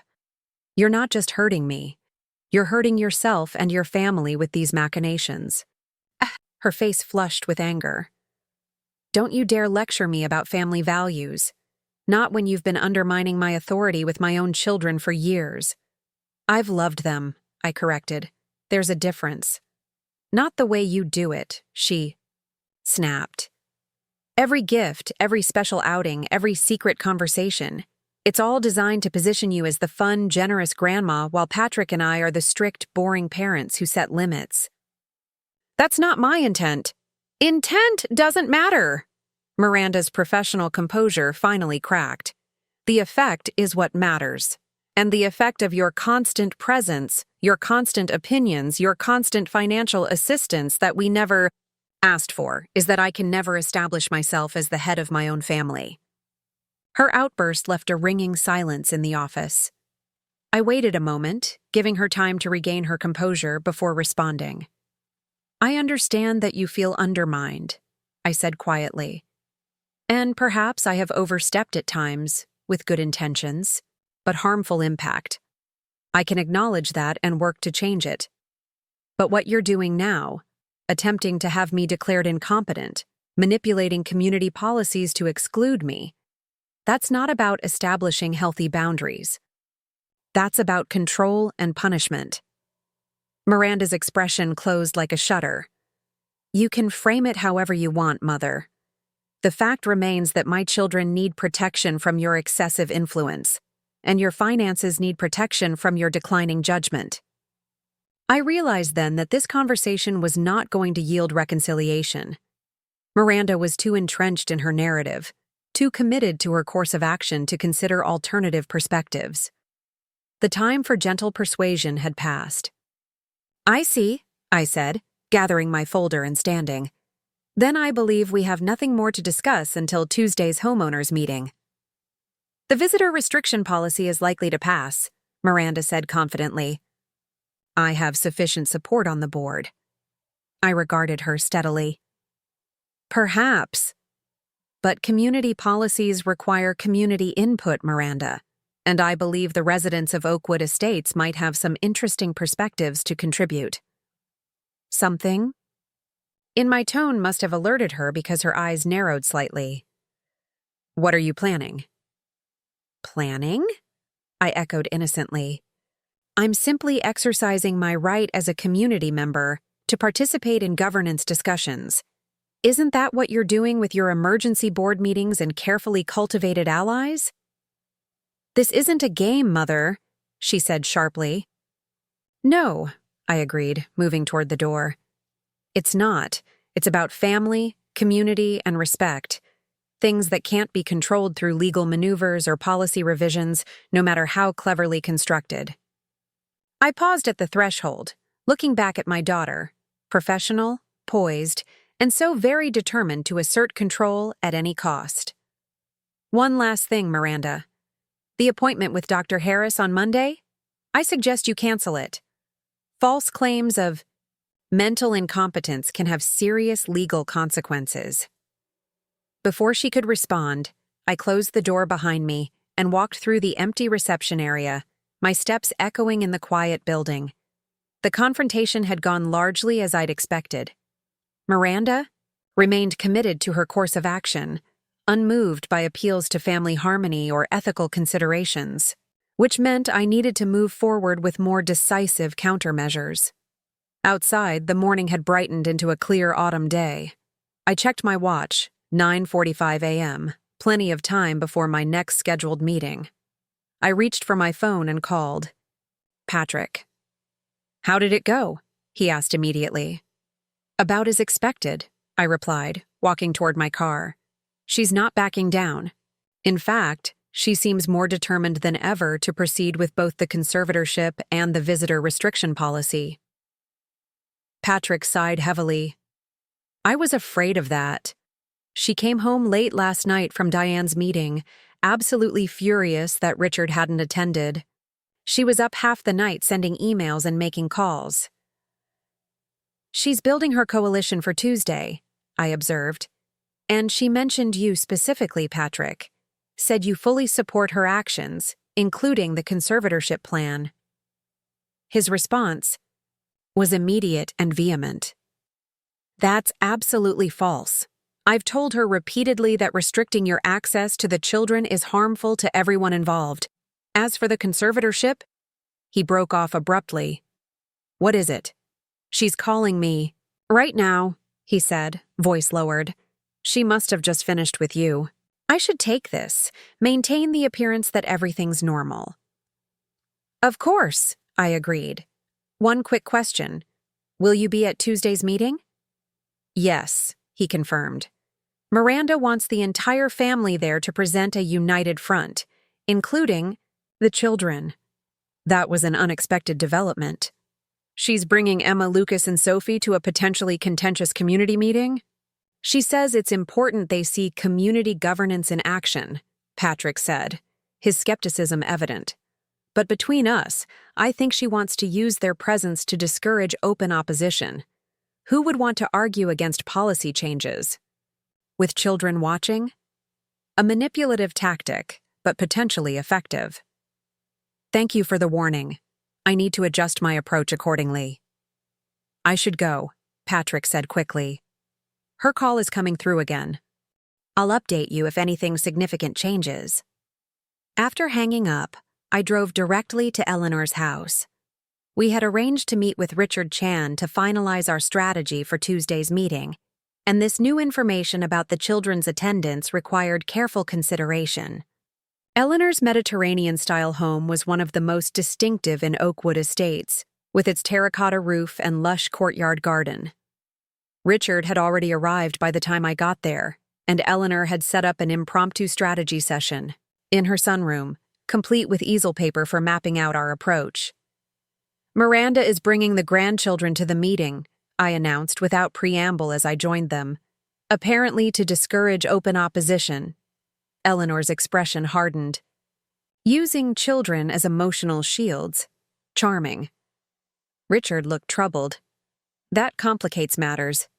We were planning some rather direct challenges to the policy proposals. We'll need to adjust our approach, I agreed, accepting the coffee Eleanor offered. But this doesn't change our fundamental strategy, just how we present it. For the next 2 hours, we refined our plan for Tuesday's meeting, carefully considering how to effectively counter Miranda's proposals while maintaining an appropriate tone given the children's presence. Richard provided invaluable insider perspective on board dynamics and procedural requirements, while Eleanor contributed sharp legal insights regarding the community charter and property rights. By noon, we had developed a comprehensive strategy that would allow us to block the visitor restriction policy without immediately revealing my ownership of the subdivision. We would focus on the community charter's explicit language regarding inclusivity and multi-generational support, provisions I had carefully crafted 20 years ago specifically to prevent the kind of exclusive, restrictive environment Miranda was now attempting to create. This approach gives Miranda one final opportunity to reconsider her position without public embarrassment, I explained, reviewing our outlined plan. If she persists, despite these procedural and charter-based objections, then we move to phase 2. Are you prepared for that possibility? Eleanor asked gently. Once your ownership is revealed, your relationship with Miranda may be irreparably damaged. I nodded slowly. I've been considering that reality since yesterday. If Miranda forces that outcome through her own actions, I'll have to accept it. My priority now is protecting myself legally and financially, while maintaining my relationship with my grandchildren. Richard glanced at his watch. I should go. I have a lunch meeting with James Foster, an opportunity to ensure the association. President understands the procedural irregularities of yesterday's emergency session. After Richard left, Eleanor and I moved to her kitchen where she prepared a light lunch of soup and sandwiches. As we ate, she regarded me thoughtfully. You seem different today, Maggie. More resolved. I considered this observation. My conversation with Miranda this morning clarified things. She truly believes I've been controlling and manipulative throughout her life, that my financial support and involvement with the grandchildren are about maintaining power rather than expressing love. That's a significant misreading of your intentions, Eleanor noted. Perhaps, but there's always some truth in these perceptions. I stirred my soup contemplatively. I've been thinking about how I may have contributed to this dynamic without realizing it. My desire to provide security, to shield Miranda from financial struggles, may have inadvertently undermined her sense of autonomy. That doesn't justify her current actions, Eleanor pointed out. No, it doesn't. But understanding the roots of her resentment helps me approach this conflict more clearly. I set down my spoon. I still hope for eventual reconciliation, Eleanor.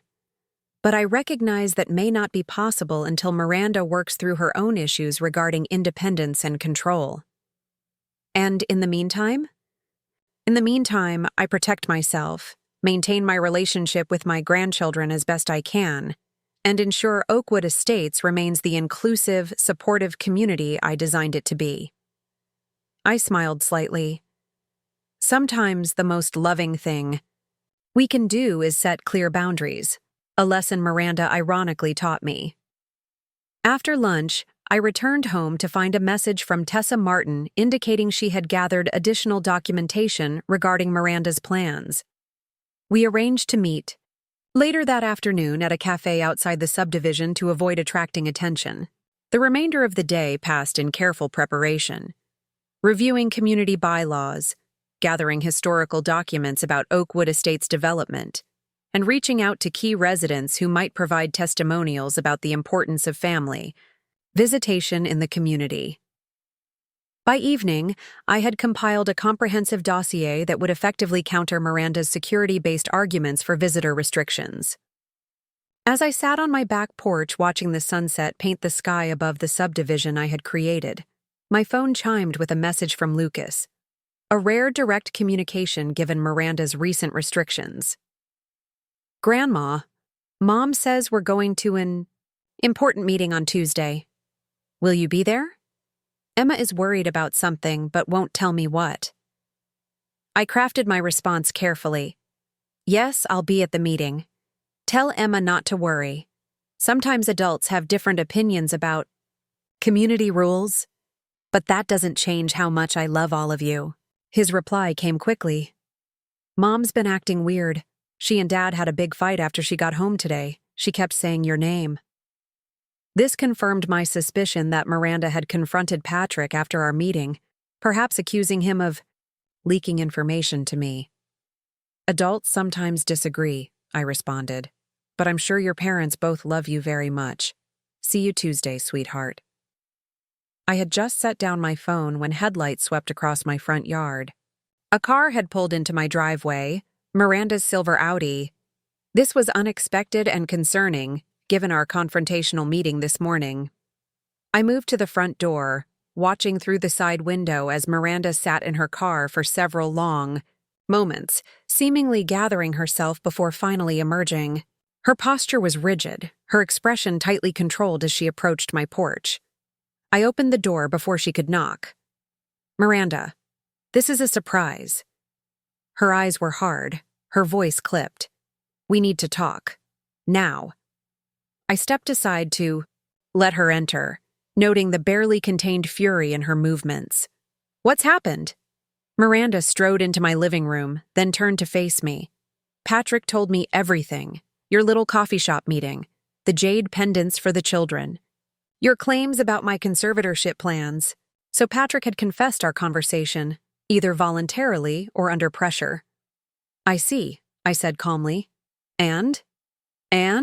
She repeated incredulously. And you've been manipulating my husband behind my back, turning him against me with distortions and accusations. I shared documented facts with Patrick, I corrected. Facts you had deliberately concealed from him, such as your appointment with Dr. Harris on Monday. Miranda's face flushed. That appointment is now canceled, thanks to your interference. The elder law attorney has also withdrawn from our consultations, citing ethical concerns. Her eyes narrowed accusingly. You've been very busy undermining my efforts to protect this family. Is that how you see it? I asked, maintaining my composure. As protection rather than control? Don't try your reasonable tone with me, she snapped. I know exactly what you're doing.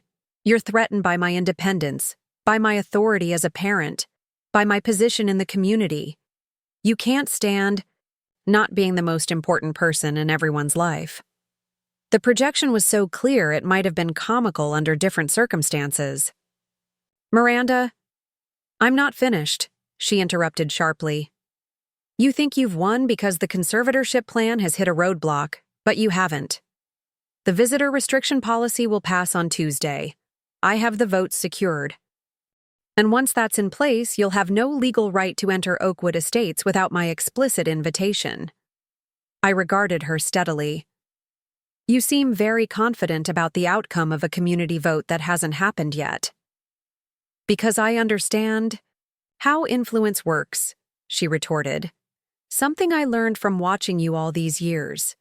The difference is, I'm using that influence to protect my family, not control everyone around me. I recognized the futility of arguing with Miranda. In her current state, she had constructed a narrative where her actions were justified as protection, while mine were condemned as manipulation. No amount of reasonable discussion would penetrate that defensive framework tonight. What exactly are you hoping to accomplish with this visit? I asked directly. I'm warning you, she said, her voice lowering. Stay away from Patrick. Stay away from my children. And do not attempt to disrupt Tuesday's meeting with your desperate attempts to maintain control over this family and community. Or what, Miranda? I kept my tone gentle despite the implied threat.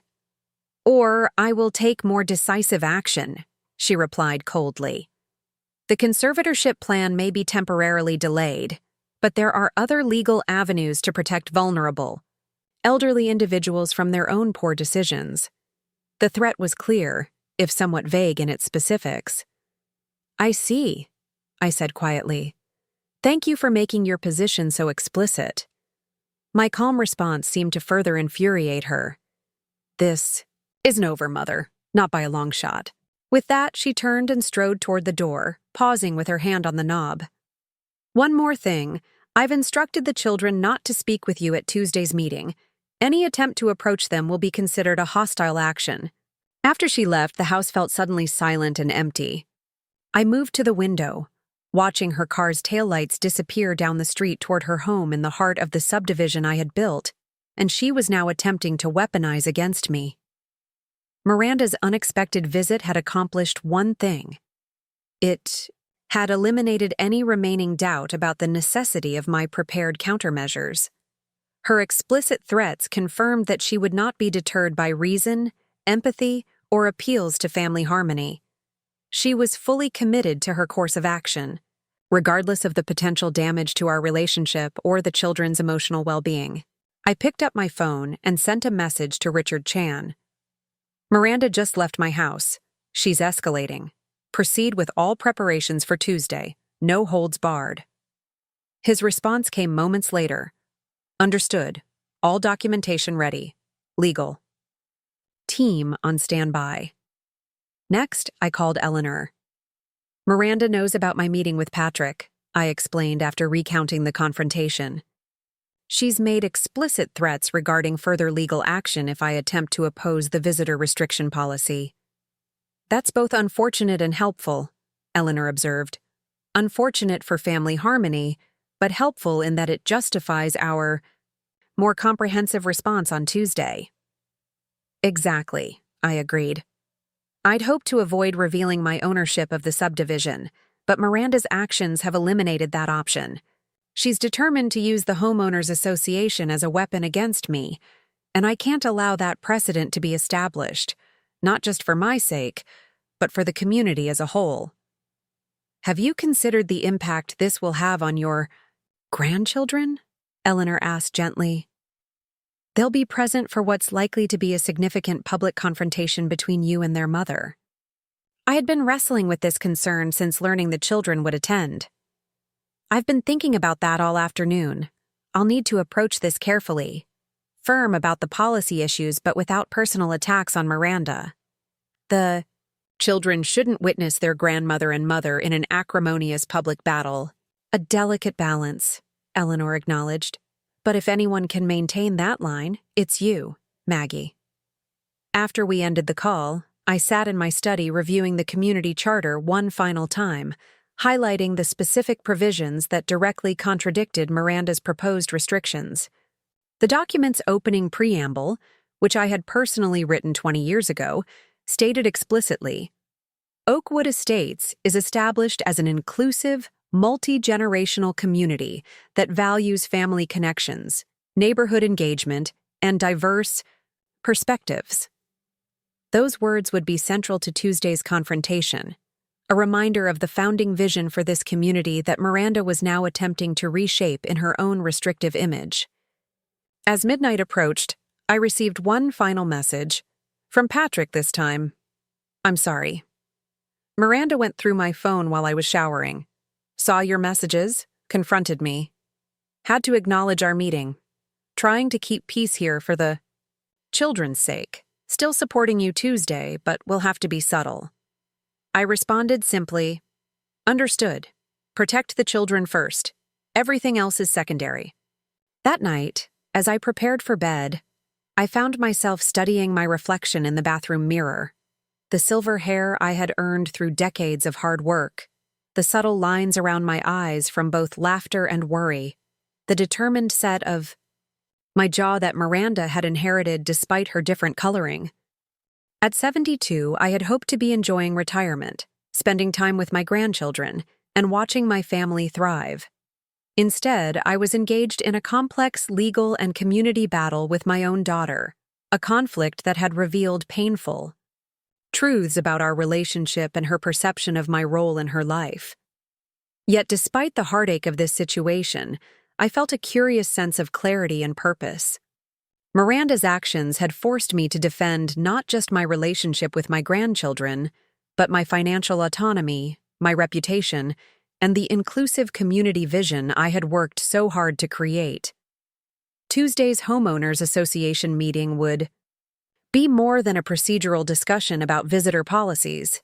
It would be a reckoning, a public confrontation between competing visions for both family dynamics and community governance.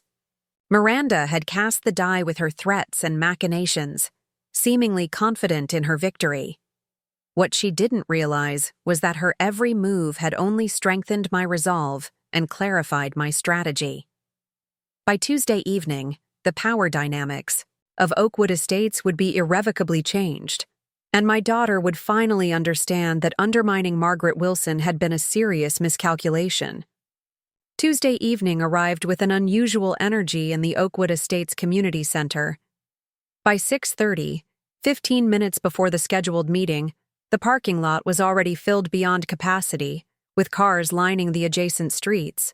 Word had spread about the controversial visitor restriction policy, drawing residents who rarely attended community governance meetings. I deliberately arrived early, positioning myself near the entrance to observe the arriving families. Eleanor accompanied me, carrying a leather portfolio containing all our documentation. Richard Chan had entered separately, maintaining the appearance of neutrality as he set up the board table at the front of the room. Quite the turnout, Eleanor murmured, surveying the growing crowd. Miranda's aggressive campaigning seems to have backfired by drawing more attention than she intended.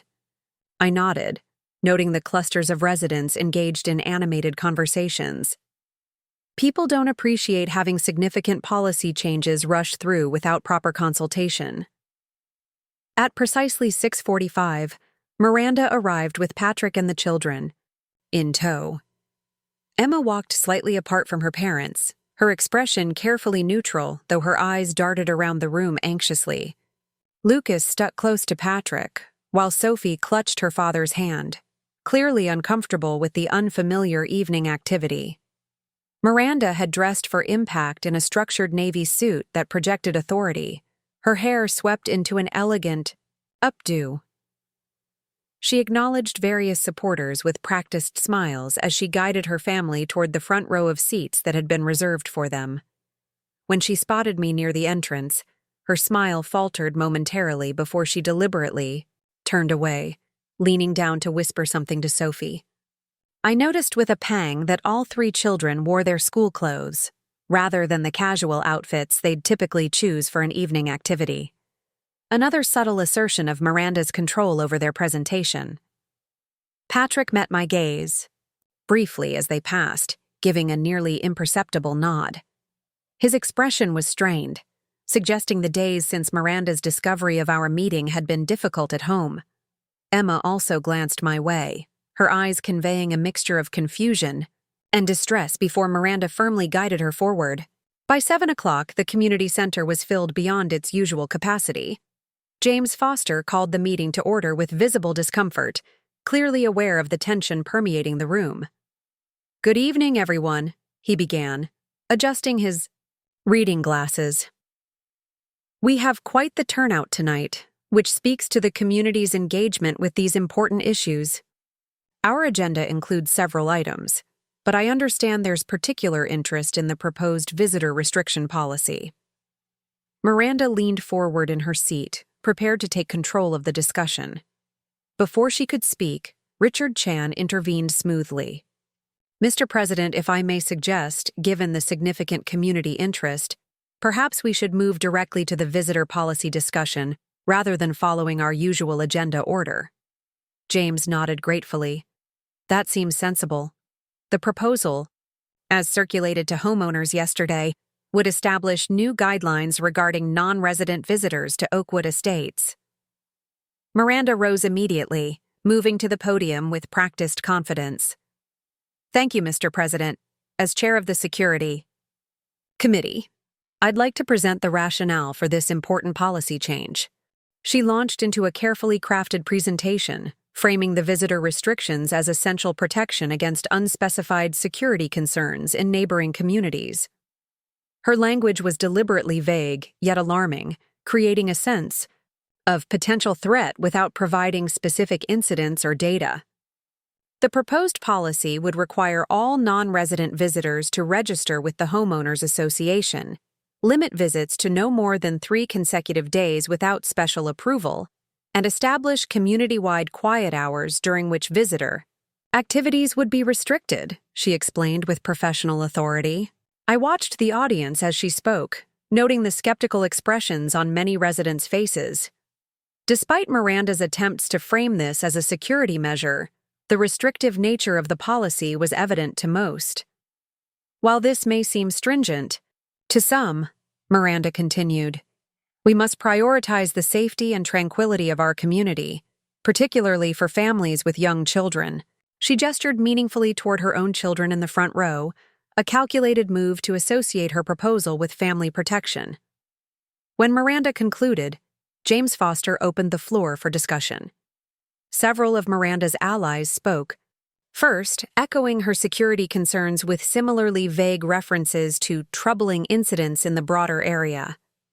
Diane Abernathy emphasized the need for greater oversight of who enters our community, while Martin Wells suggested the policy would maintain property values by ensuring appropriate community standards. Then Richard Chan recognized Eleanor, who rose with dignified composure. "Thank you," Eleanor began.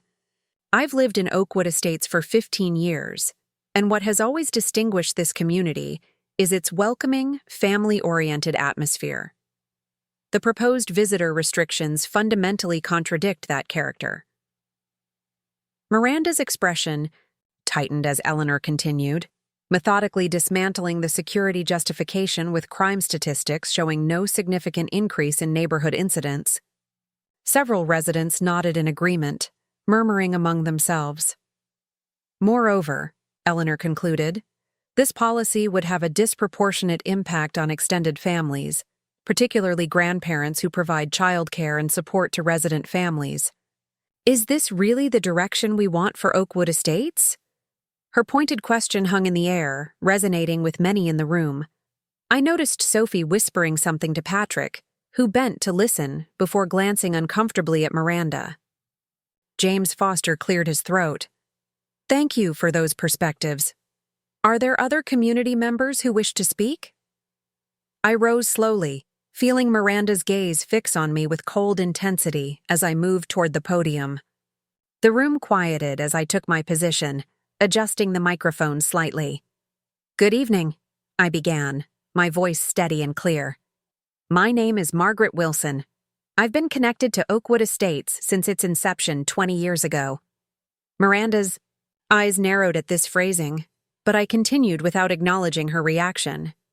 The proposed visitor restriction policy concerns me deeply, not just as someone with family in this community, but as someone who cares about what Oakwood Estates represents. I gestured toward the framed community charter hanging on the wall.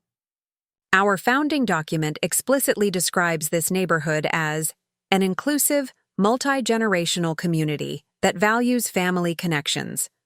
I turned slightly to address the board directly. This proposed policy directly contradicts those foundational principles. It would restrict grandparents from regular involvement with their grandchildren, limit extended family gatherings, and create an atmosphere of exclusion rather than inclusion. Several residents nodded in agreement, including Catherine Fleming, the young mother whose twins I had sent developmental toys. From the corner of my eye, I could see Miranda shifting restlessly in her seat, clearly impatient to counter my arguments. Beyond the philosophical concerns, I continued, there are procedural issues that must be addressed. The emergency session held Sunday night to fast-track this policy violated several provisions of the community bylaws, including proper notice requirements and quorum standards. A murmur ran through the crowd. Many residents were hearing about this irregular process for the first time. Miranda leaned over to whisper something urgently to Diane Abernathy, who frowned in response. "Finally," I said, my voice softening slightly, "I would ask everyone to consider the real-world impact of this policy. When we speak about non-resident visitors, we're talking about grandparents who read bedtime stories, aunts and uncles who attend soccer games, and family friends who enrich our children's lives. Do we really want to regulate these relationships through registration requirements and time limits?" I deliberately caught Patrick's eye as I mentioned soccer games, and he gave an almost imperceptible nod. Emma was watching me intently, her expression thoughtful rather than confused now. Even Lucas seemed to be listening carefully, though Sophie had dozed off against her father's shoulder. "Thank you for your consideration," I concluded, returning to my seat beside Eleanor. Miranda immediately rose to respond, her composed demeanor now showing cracks of frustration. While Ms. Wilson's concerns about family connections are understandable, they represent an outdated perspective that prioritizes unlimited access over necessary security measures. The dismissive reference to me as Ms. Wilson, rather than my mother, or even Mrs. Wilson, was not lost on the audience. Several residents exchanged glances at this conspicuous distancing. Furthermore, Miranda continued with increasing intensity. The procedural objections are merely technical details that don't invalidate the importance of this policy. Our emergency session was necessary to address immediate concerns. Richard Chan interrupted politely but firmly. "Point of order, Mr. President. The bylaws explicitly state that emergency sessions require documented urgent circumstances and two-thirds board attendance. Neither condition was met on Sunday." Miranda's face flushed with anger at this public contradiction from a fellow board member. "The urgency was clearly explained in my memo to the board, which cited no specific incidents or data," Richard countered calmly. "And with my absence, the quorum requirement wasn't satisfied." James Foster looked increasingly uncomfortable with this open disagreement among board members. "Perhaps we should take a step back and reconsider the procedural aspects before moving to a vote." "That's simply a delay tactic," Miranda insisted, her professional veneer slipping further.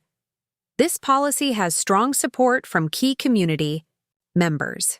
We should proceed with the vote as planned." An elderly resident in the back row stood up without being recognized.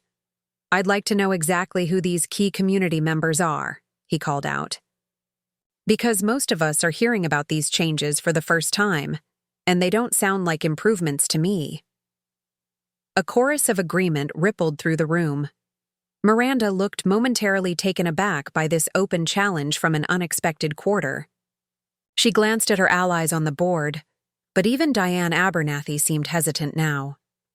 "Mr. President," I said, rising again, "given the procedural concerns and apparent community skepticism, I move that we table this proposal pending proper review and broader consultation."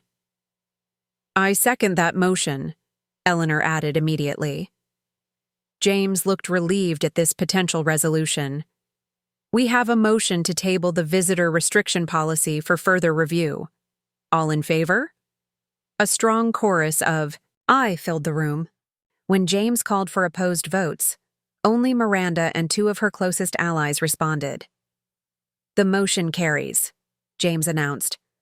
"The visitor restriction policy is tabled pending further review and community consultation." Miranda's expression darkened with barely contained fury. She leaned forward to speak again, but Patrick placed a restraining hand on her arm, murmuring something that made her pause. I had achieved my immediate objective, blocking the policy that would have restricted my access to my grandchildren. But I could see from Miranda's expression that this defeat would only intensify her determination to find other means of control. The meeting continued with discussion of less controversial matters, but the underlying tension remained palpable. Miranda sat rigid in her seat, occasionally whispering intensely with Diane while Patrick tended to the increasingly restless children. As the meeting concluded, residents began to filter out of the community center. I remained seated, observing Miranda's interactions with her remaining allies. Their huddled conversation and frequent glances in my direction suggested they were already planning their next move. Eleanor leaned close to whisper, "This isn't over. She's too invested in this power play to simply accept defeat." "I know," I replied quietly. "But we've bought time and demonstrated that her support isn't as strong as she believed." Patrick approached with Sophie sleeping in his arms, Emma and Lucas trailing behind him. Miranda was still engaged in heated discussion with Diane and Martin across the room. "That was quite a meeting," Patrick said, his tone carefully neutral, though his eyes conveyed more. "The children are tired. We should be heading home." I nodded, understanding his cautious approach given the public setting. "Of course. It was good to see you all." Emma stepped forward slightly, her expression conflicted. "Grandma, are you and Mom fighting because of us?" The directness of her question caught me off guard. Before I could formulate an appropriate response, Lucas interjected. "It's about the rules, right? Mom wants rules about when you can visit, and you don't think that's fair." Their perceptiveness was both impressive and heartbreaking. These children understood more of the adult conflict surrounding them than either Miranda or I had acknowledged. "Your mother and I have different perspectives on some things," I said carefully. "But both of us love you very much. Sometimes adults disagree about rules and boundaries." Emma studied my face intently. "Mom says you're trying to undermine her authority. What does that mean?" Patrick shifted uncomfortably. "Emma, this isn't the place for that discussion." "It means your mother thinks I'm questioning her decisions as a parent," I explained gently, respecting Emma's maturity enough to offer a genuine answer. "Which isn't my intention, but I understand why she might feel that way." Lucas looked confused. "But you're her mom? Aren't moms supposed to help their kids make good decisions?" The innocent wisdom in his question brought a smile to my lips. Relationships between parents and children get more complicated as everyone grows up. Your mom is an adult with her own family to raise, and sometimes my help isn't what she needs or wants. Miranda's voice cut through our conversation as she approached rapidly. "Children, it's time to go. Now." Her tone brooked no argument as she took Sophie from Patrick's arms. "Patrick, bring Emma and Lucas to the car immediately." The sharpness in her voice made Lucas flinch. Emma looked between her mother and me, clearly distressed by the tension. "Miranda," I said quietly, They were just saying goodnight. I don't need you explaining my children's behavior to me, she snapped, then immediately composed herself, glancing around at the few remaining residents. We've had a long evening. The children need their rest. Patrick placed a gentle hand on Emma's shoulder. Let's go, sweetheart. It's past everyone's bedtime. As they turned to leave, Emma looked back at me with a troubled expression. I gave her what I hoped was a reassuring smile, though my heart ached at the confusion and anxiety these adult conflicts were causing her. Once they had left, Eleanor touched my arm sympathetically. The children are remarkably perceptive. Too perceptive. For their own peace of mind, I agreed sadly. They shouldn't be caught in the middle of this power struggle. Richard Chan approached as we gathered our belongings. Congratulations on the procedural victory, he said in a lowered voice. But Miranda was already discussing alternative approaches with her allies. She mentioned the property management company specifically. This confirmed my suspicion that Miranda would attempt to appeal directly to what she believed was the corporate ownership of Oakwood Estates. Thank you for the warning, Richard. I think it's time to prepare for our next step. Outside in the parking lot, most residents had already departed. The autumn night was clear and cool, stars visible above the carefully landscaped community I had created 2 decades earlier. As Eleanor and I walked to our cars, I spotted Miranda standing alone near her Audi, Patrick having apparently taken the children home separately.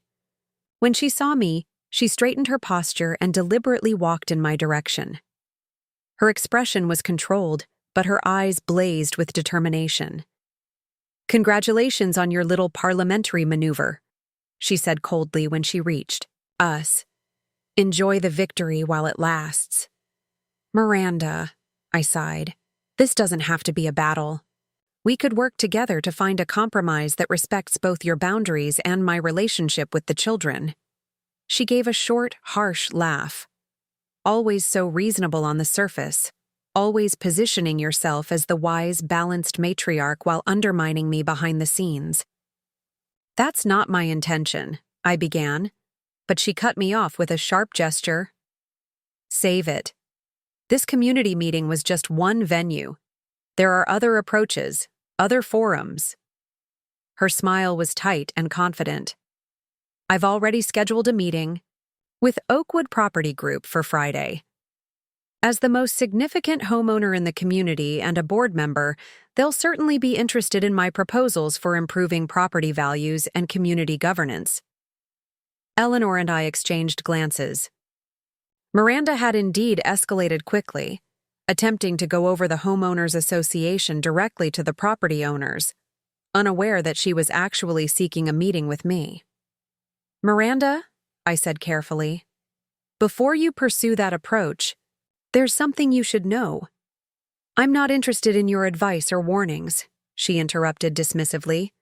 For once, Mother, this is something you can't control or manipulate. The property group has significant financial interest in maintaining Oakwood's exclusive character. They'll understand my concerns about unrestricted access and declining standards. I could have revealed the truth then, that I was Oakwood Property Group, that the meeting she had requested would be with my representatives, that her entire strategy was built on a fundamental misunderstanding of the power dynamics at play. But looking at my daughter's face, flushed with righteous certainty and long-simmering resentment, I recognized that such a public revelation would only deepen the breach between us. We'll talk again after your meeting, I said simply. Miranda interpreted my restraint as defeat. Her posture relaxed slightly, confidence returning to her expression. Yes, we will, and the conversation will be very different then. With that, she turned and walked to her car, her heels clicking purposefully on the asphalt. Eleanor waited until Miranda had driven away before speaking. You could have told her the truth right there. And humiliate her publicly? What would that accomplish? I shook my head. No, this needs to be handled more carefully, especially with the children already sensing the conflict between us. So what's your plan for Friday's meeting? I gazed out over the community, streetlights illuminating the winding roads and manicured common areas. I think it's time for Miranda to meet the owner of Oakwood Estates properly, not as her mother, but as the developer and property manager she's been so eager to influence. That will be quite the revelation, Eleanor observed. Are you prepared? For her reaction? Not entirely, I admitted. But sometimes truth, however uncomfortable, is the only path forward. Miranda needs to understand that her attempts to exclude me from the community and control my relationship with my grandchildren have larger consequences than she realized. As we parted ways in the parking lot, I felt a curious mixture of sadness and resolve. The evening's victory was temporary at best. Friday's confrontation would force a more fundamental reckoning, one that would either begin a painful healing process or permanently alter my relationship with my daughter. Either way, Miranda would finally understand that banning me from seeing my grandchildren had been a profound miscalculation. She had believed herself to be asserting control over a submissive mother, only to discover she was challenging a woman who had built an entire community from the ground up. The subdivision she called home, the streets where her children played, the parks where they picnicked, even the very house where they slept tonight. All of it existed because of my vision and investment. Not facts I had ever wanted to use as leverage, but circumstances she had created through her own actions.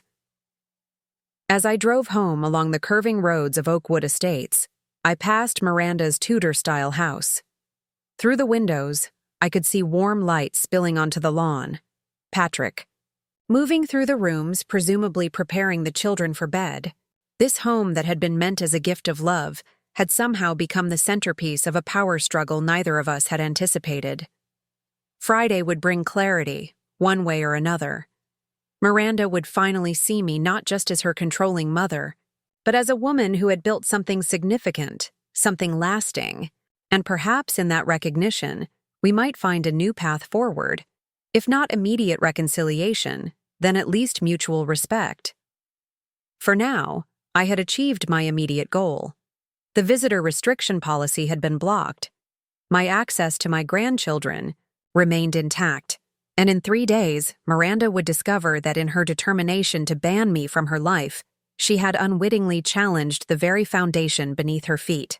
Up next, you've got 2 more standout stories right on your screen. If this one hit the mark, you won't want to pass these up. Just click and check them out.